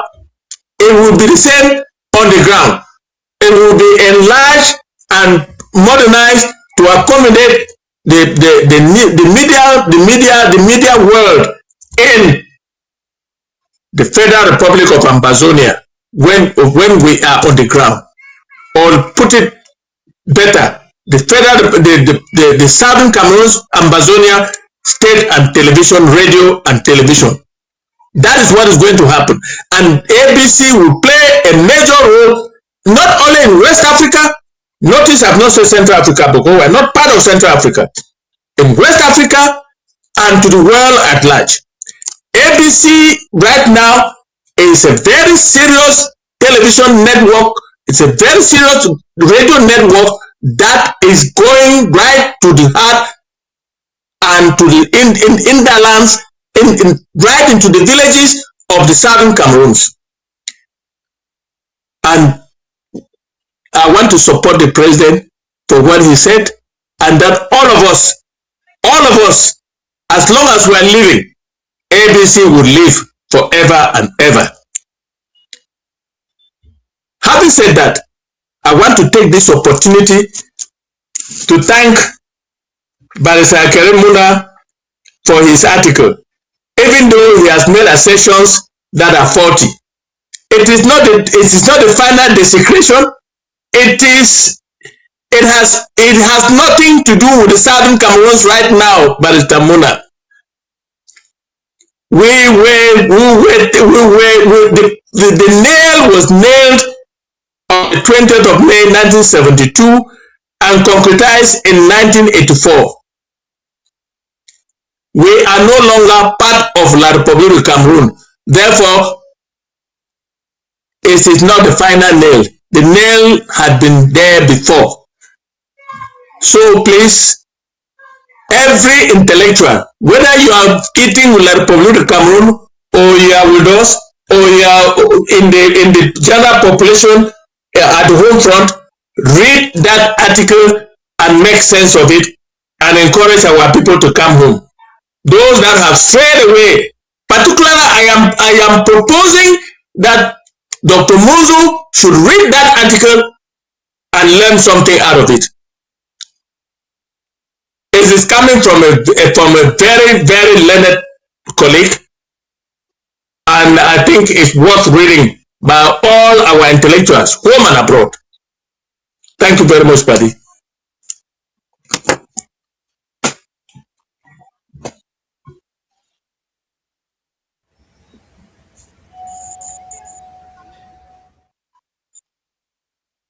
I'm through. Something happening? You hear me? Yeah, I think before we make progress with this conversation, I'm sorry about that. Before we make progress with this conversation, I'm just doing some setup at the background. We're getting into the next and the last phase of our conversation. But before that, I would like us to take a call from Mayor Carey, someone you all know, so one of those who believe in the vision of this leadership and in the importance of this platform, and they are consistently donating towards it. Let's have this discussion, please. We have on the line Mayor Carey. Mayor Carey, please. The mic is yours. Thank you. Thank you very much, Director Paddy. Thank you very much, Barrister Mbeseha. Thank you very much, Barrister Fru John Nsoh. You know, I've been listening for a while. A lot of crucial issues with people. Or you call it the Anglophone case, you want to apply that. I saw that it would be needful to just call and appreciate those every day sitting here to educate, it's breaking up, buddy. Breaking up. Explain and to make it very clear to the Ambazonia people exactly what is it very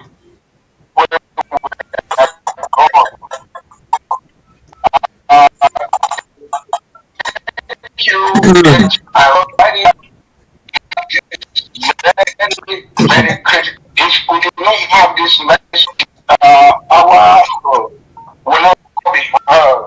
Our struggle will not be known. So I thank everyone for that.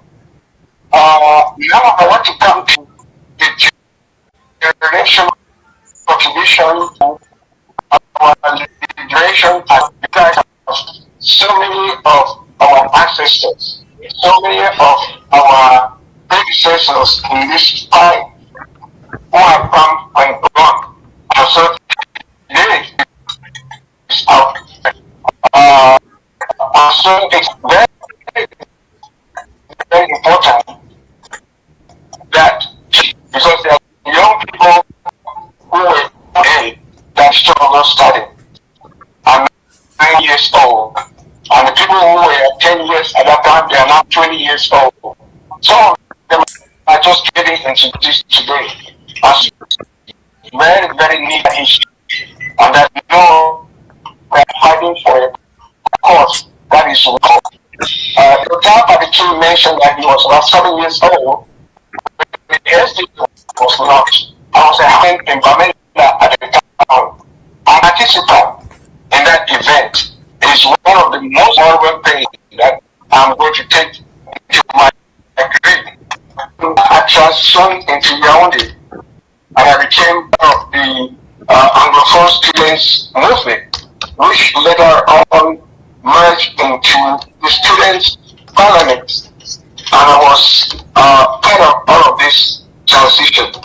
Little did I know that nearly 20 or 30 years later, I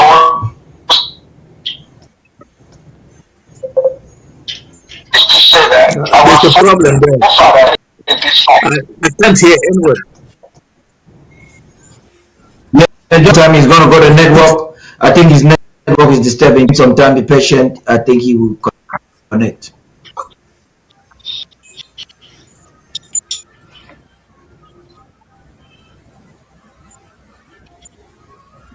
Well, it's off.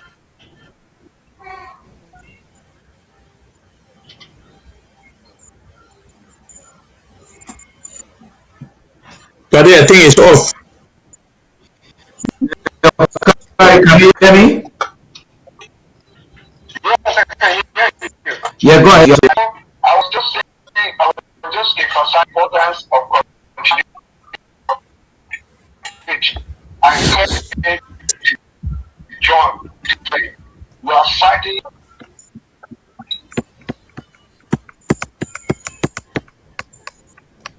the right to self-determination is a universal right. The right to self-defense is a human right. So do not be afraid to join.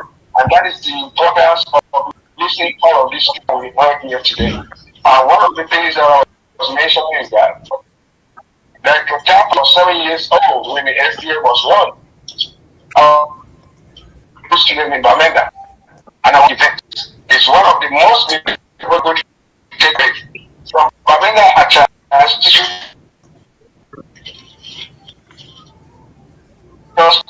movement. Yes, Mayor Kari, we are still having some issues. we are still having some issues with your network because probably you're on the road. Do you want to do you want to just stand somewhere and focus so that the network is stable and complete the conversation so that we can get, so that people can, because you are saying something quite important, so that people can get it before we get to this program, please. Okay, can you still hear me? I can hear you now. Go ahead. Okay. Sorry about the technical challenges. You know, I was saying that I was very encouraged to hear you say that you were 7 years old when the SDM was launched. I was just sharing with I was in high school student in Berlin. I was part of that team, even though we lost 6 of our own. But it gave us something. It gave us a foundation. It gave us courage. And that courage we have built on all this while. And so, if you are somebody who was not of age, when this current war started, it's not that you are fighting a just cause. You are stating very remarkable people have great things. And that is why it made what it is today because of it. I also appreciated by Mbeseha and Barrister Fru John Nsoh, their role, enjoying their grandchildren and their great-grandchildren and enjoying reading their books. But every day they come out to encourage and to let us know that, you know, this is a cause that is fighting for. And I want to thank ABC Amba TV for providing the platform. And I'm also, by this note, encourage one means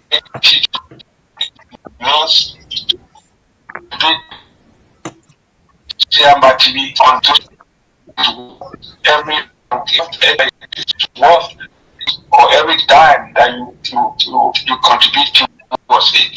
I want to thank the young ladies and others who is part of this effort, whatever you do, in public or in private, to keep ABC Amba TV on the net is a worthy cause. And thank you so very much. And that's all I just want to chip in on this day. Very encouraged. I'm very by what I heard and what I continue to hear. Thank you very much. This again is Voice of America. Thank you very much, Meokari, for coming up with all of that. Mbeseha, do you have before we get?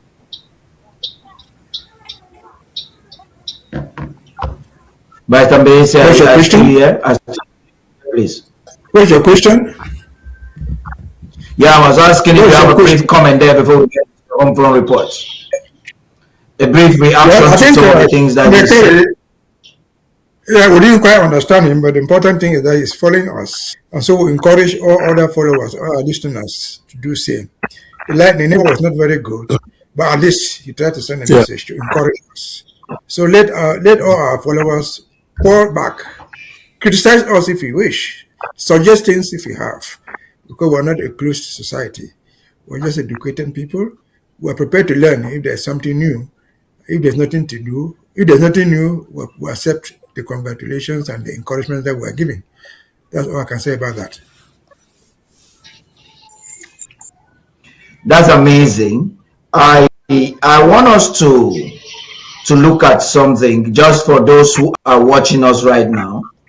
I'd like you to take the opportunity at this given moment.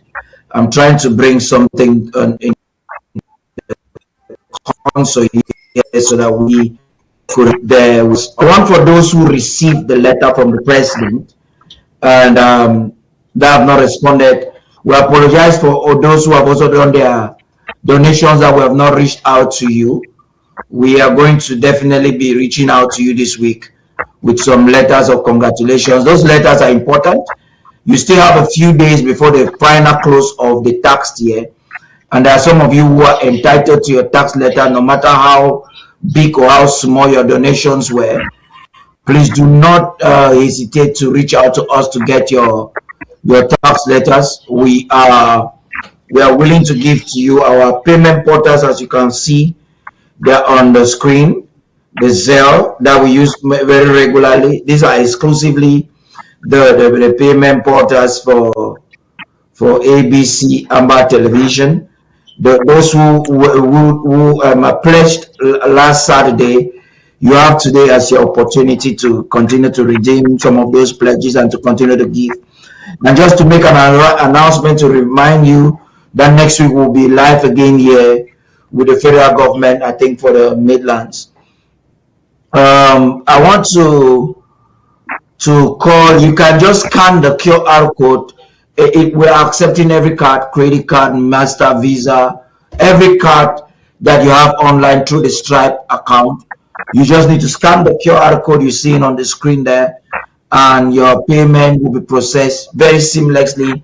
You can also use the QR code there to do a subscription, because when you click, there's an option for one-time payment, and there is the option for a subscription.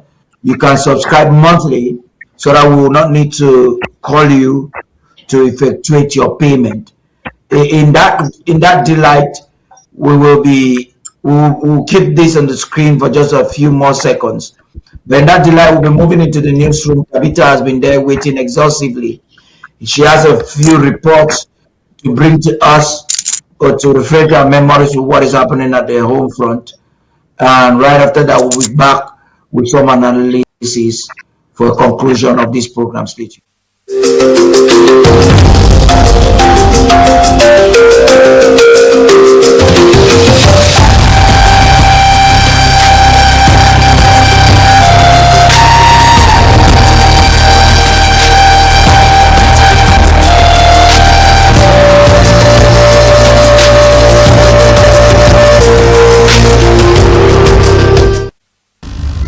Good evening, Ambazonia.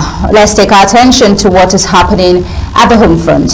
A resident of Kumbo woke to a grim discovery on Monday morning as the remains of two civilians were found in the Bilo BB headquarters following a prolonged armed confrontation in the nearby Mve area. According to local reports, the incident began when the Ambazonian State Army elements operating from the Kikai-Com axis engaged security forces who were on a routine patrol near a local market.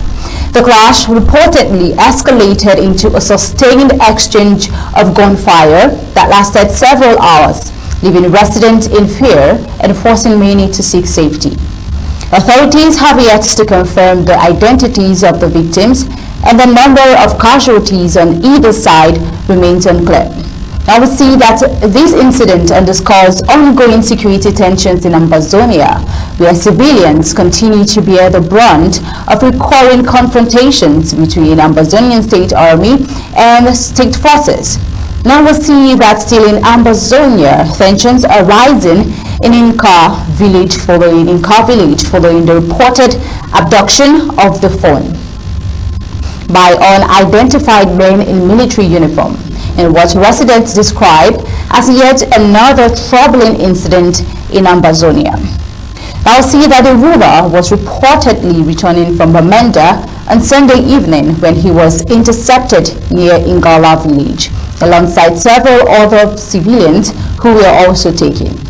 Eyewitness accounts suggest the attackers were dressed in military-style attire, though their identities remain unclear. The abduction has sent shockwaves of fear across the community, with locals expressing concerns over the increasing vulnerability of both civilians and traditional authorities. As of now, there has been no official confirmation regarding the whereabouts or condition of the victims. This incident highlights the deepening crisis in southern Cameroon, where communities aligned with Ambazonia continue to face severe hardship amid ongoing clashes between Ambazonian State Army and French Cameroon government forces. Residents say the situation has deteriorated to the point where even respected traditional leaders are no longer safe, underscoring the widespread suffering and insecurity endured by ordinary people in Ambazonia. Now, away from that, let's bring you over to what's trending in the globe. Today, Prince Harry sued by African Charity, a charity co-founded by Prince Harry to honor his late mother, Princess Diana, has filed a defamation lawsuit against him in the United Kingdom. Sentebale, which operates in Botswana and Lesotho and focuses on supporting young people living with HIV, submitted the case last month to the High Court of Justice in London, according to court filings reviewed on Friday. The filings indicate that Prince Harry and his longtime associate Mark Dyer, a trustee of the organization, are being sued for alleged libel or slander. Further details of the claims have not yet been made public. The legal action follows internal disagreement within the charity that reportedly emerged in 2023, centering on a new fundraising strategy. In March 2025, Prince Harry and Prince Nsoh, who co-founded Sentebale, stepped down from their roles as patrons. Now we'll see that the case marks a significant escalation in tensions between the Duke of Sussex and the organization he helped establish, raising questions about governance and strategic direction within the charity. Also, tonight we'll take a look at what is happening in the Middle East and what leaders from around the world and even religious leaders are doing concerning the war in Iran. Emmanuel Macron met with Pope Leo XIV in a private audience at the Vatican, joined later by Brigitte Macron and a French delegation. During the meeting, Macron presented symbolic gifts, including a signed basketball jersey and a book on the reconstruction of Notre Dame Cathedral after the Notre Dame fire, highlighting cultural and national significance. The visit comes amid heightened global tensions following recent remarks by the Pope criticizing threat against Iran and warning that attacks on civilian infrastructure violate international law. The Vatican, which rarely singles out political actors, has adopted a firmer tone in response to the evolving situation in the United States with the United States, Israel, and Iran. After the audience, Macron held further discussions with Pietro Parolin on diplomatic efforts and conflict risks.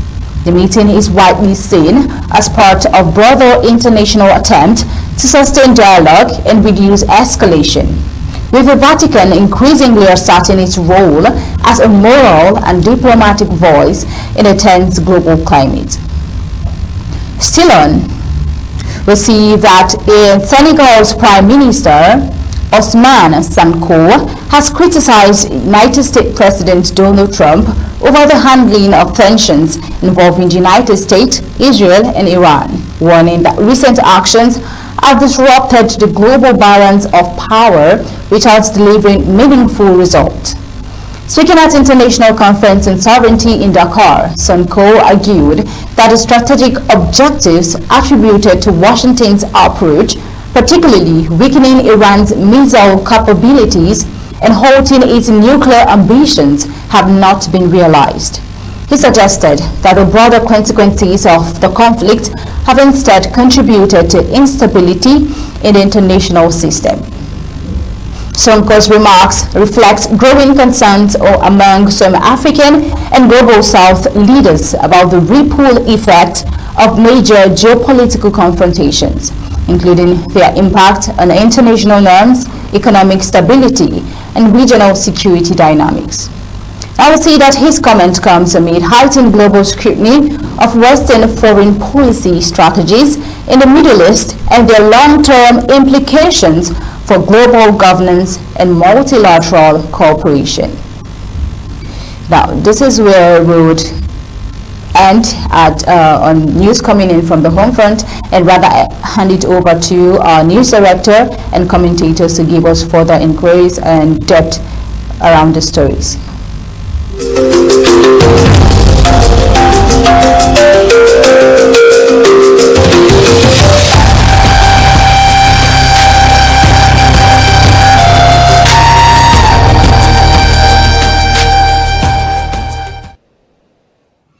Thank you very much, Tabitha, for that insightful report there. I'll take it with you first, Barrister Fru, please. Yes. What is the question? No, we're analyzing the reports that just came in there. The different reports on the dynamics. I am a little bit surprised with the visit of President Macron at the time that the pontiff is getting ready to go to Cameroon. That visit is very highly suspicious. Even though I cannot predict, I cannot go into, I don't even know what the visit was all about. But if I were in the shoes of La République de Cameroon, I would start thinking, what was that visit for? But we Ambazonians know that Macron is not a friend of the Southern Cameroons, Ambazonia. And any word concerning Cameroon will certainly play against the interests of the Southern Cameroons, Ambazonia. And that is my suspicion. Other than that, the report was very well presented by Tabitha, whom I will take this opportunity to congratulate for her efficiency and to encourage her to go ahead and be doing the job as efficient as she has been doing it. I thank her very much for what she has been doing so far. That's amazing. Barrister Mbeseha, please.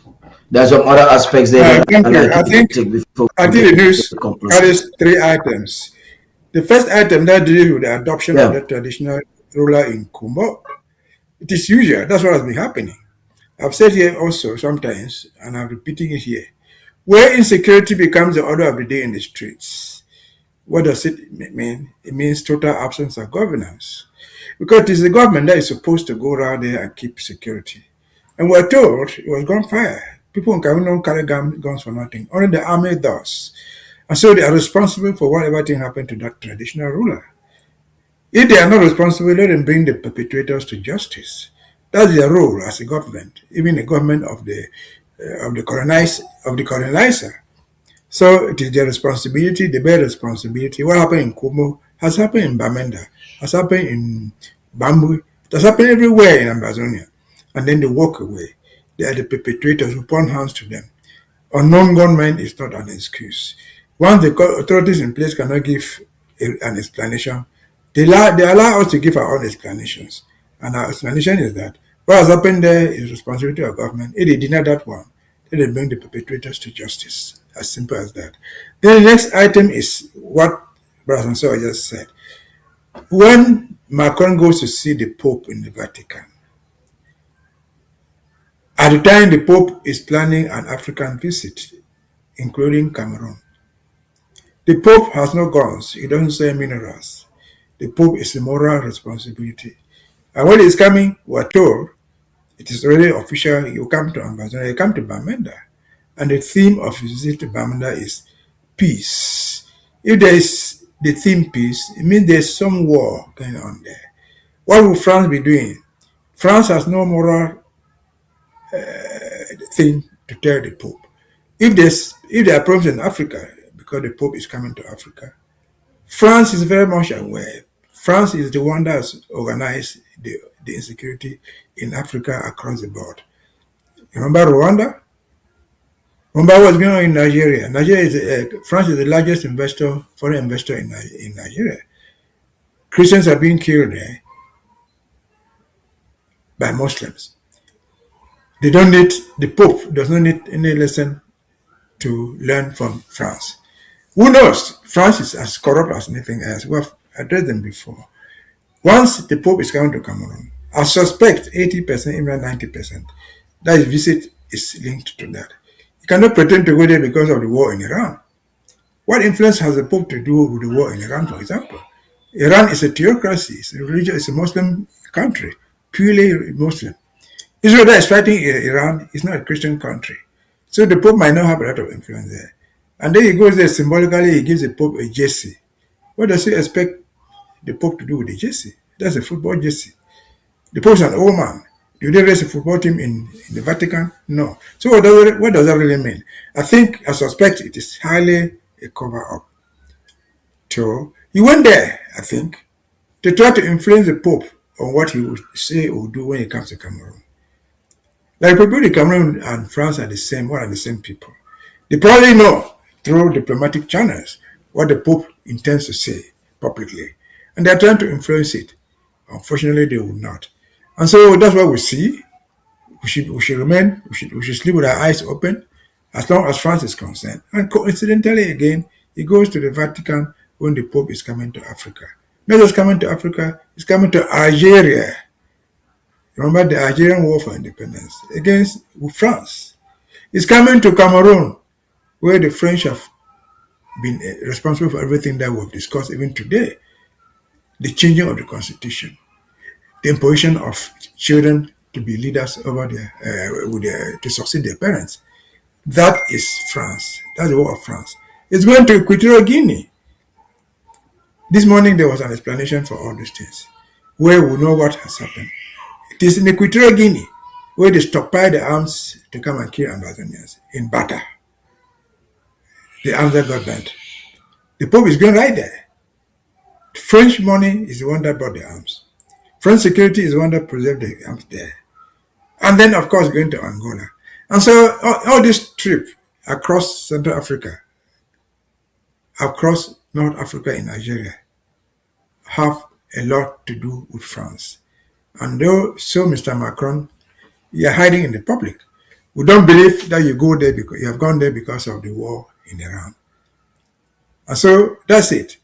On the other item, the war between Iraq and Iran. Between Iran and the United States. That's a cup of tea. The chips will fall where they belong. We're not part of it, but the war has been fought. Somebody will win, somebody will suffer. And so let them happen there. This particular item concerns only Macron's visit to the Vatican. It concerns only the adoption of the traditional ruler in Kimbo, in Bui. Let the chips fall where they are. Again, our eyes are open. I'm sure. Like Tanganyi realized. Tanganyi went to the coronation of this Pope. He didn't go there alone. He went there as a representative of the Cameroon government. He attempted to buy the Pope in public. Bribery has become the order of the day. Nobody reported him. Everybody saw him trying to do it. So what will Cameroon not do? Did the French chastise them for doing that? No. And so let us be careful. I hope and will believe the Pope, the Vatican, the papacy is incorruptible. We will tell the truth and let the chips fall where they belong. Let us open our eyes. It is a warning sign that at this last minute, France will do anything and everything possible to derail the Pope from coming to Cameroon. Talk less of going to Bamenda. Because Macron knows so much about Bamenda. They are sending their ambassador there. They are sending whoever they have to go there and promise gold and silver. They are aware of what is going on there. It is Franck Biya who told the world publicly, I've gone to France to give Macron a report of the Grand National Dialogue. Which Grand National Dialogue was to solve the so-called Anglophone problem, which has not been solved. It is France that sponsored reconstruction during war. It is France that sponsored disarmament without the end of the war. And so when we see him passing up there, there's a lot to be so worried about. We have to sleep with our eyes open. We don't have to dream. We're aware of what is going on. So be it. May the Lord bless us that he didn't go there to influence the Pope. And if he did, may the Lord bless us that his efforts should fail. Over to you. Amazing. Thank you very much, gentlemen, for joining us this evening. Really special discussion. We've traveled through with the Ambazonian people, looking into the intricacies involved, the current political maneuvers in the Cameroons today, and championing the so-called constitutional reform in Yaoundé that has been described by prominent political leaders in French Cameroon as a constitutional coup. It's now there's now some retaliation even from the Anglophone elites reacting to the fraud that is taking place in Yaoundé. Amazingly, there is progress in the Ambazonian struggle. including media diplomacy and the media warfare that's being championed by ABC Amba television. I'd like to share once again the payment platform for those who receive letters from the president, those who didn't receive. These are the payment platforms available for you to make your donations. We are still receiving donations for ABC Amba TV. Yet a lot of grounds to be covered. Yet so much to be done to help to establish this new network that the president wants us to do in North America. We are already in the second quarter of the year, and we hope before the end of this month we're able to make advancement in the progress. We're taking advantage of technology to automate our production processes, and this all will require your funding. I'd like to thank you once again for tuning in, those who are sharing. Many people who didn't have the chance to watch this program, you want to share and continuously share with them so that they can participate. We're hoping by the end of the second quarter we'll be able to have more digitalized platforms that will make our global advocacy easier and make your accessibility to our content even easier. Until next week, it's been Tarh the King. Have a good night. Political regimes usually have an expiration date.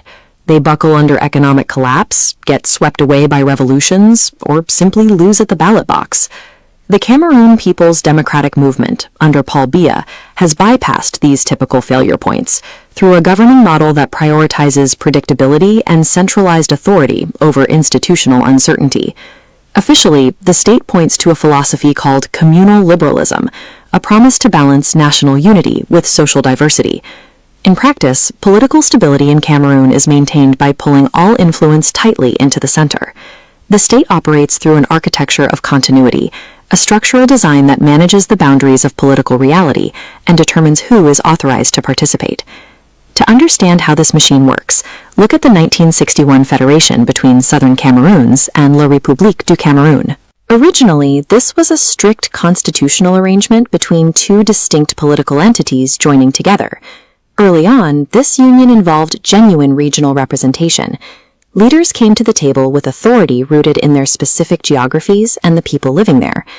Over time, a geographically grounded political question was rewritten into a cultural issue of Anglophone versus Francophone identity. This served a specific purpose. Constitutional disputes require shared power, but cultural differences can simply be managed through accommodation. By transforming a political identity into a cultural category, the state neutralized a structural challenge. The demand for localized power was absorbed into a centralized national narrative. When pressure for local autonomy does rise, the central government responds with bureaucratic output. They produce policy glossaries and host official dialogues focused on decentralization. But these documents function as narrative instruments, doing little to change the actual structure of power. Where administrative paperwork isn't enough, the state relies on co-optation. Historically rooted leaders, figures like John Nsoh, were gradually succeeded by individuals whose primary political authority came from their incorporation into the existing central power structure. You can see this recurring pattern in modern administrative appointments. When public figures are elevated to speak for specific communities, their selection often hinges on alignment with central authority, rather than an organic grassroots mandate. This creates a continuous loop. Across academia, public administration, and the diplomatic corps, the same elite networks cycle through power. It generates the appearance of regional representation, while ensuring those representatives remain tethered to the state. The result is an ironclad constraint. Access to influence is entirely mediated through Yaoundé. Power is distributed, but never allowed to drift from the center. A completely closed loop, however, is brittle. To achieve true durability, a centralized system requires a pressure valve. The government permits political opposition and an independent press to operate visibly. Figures like Maurice Kamto campaign and critical newspapers publish. This visibility is necessary to validate the state's democratic claims. But this participation happens within a highly structured environment. Opponents navigate asymmetrical access to legal resources, constant administrative hurdles, and unwritten boundaries. This is managed pluralism. Dissent is permitted to exist, but it is tightly constrained, ensuring it never gains the capacity to actually threaten the architecture of control. Over the decades, the CPDM has executed this model with remarkable success. By concentrating power, reframing identity, and controlling participation, they have secured decades of stability. But there is a ceiling to what engineered stability can achieve. A system can maintain continuity through structural dominance, but durability is not the same thing as legitimacy. When questions of historical identity and local autonomy remain unresolved, the underlying pressures do not simply vanish. In areas like the Northwest and Southwest regions, those ignored grievances accumulate and eventually break the surface. Reducing representation to a matter of institutional alignment creates structural pressure that accumulates beneath the surface of official policy. Systems of absolute control don't fail simply because they are opposed. They fail when the architecture designed to control reality can no longer contain it.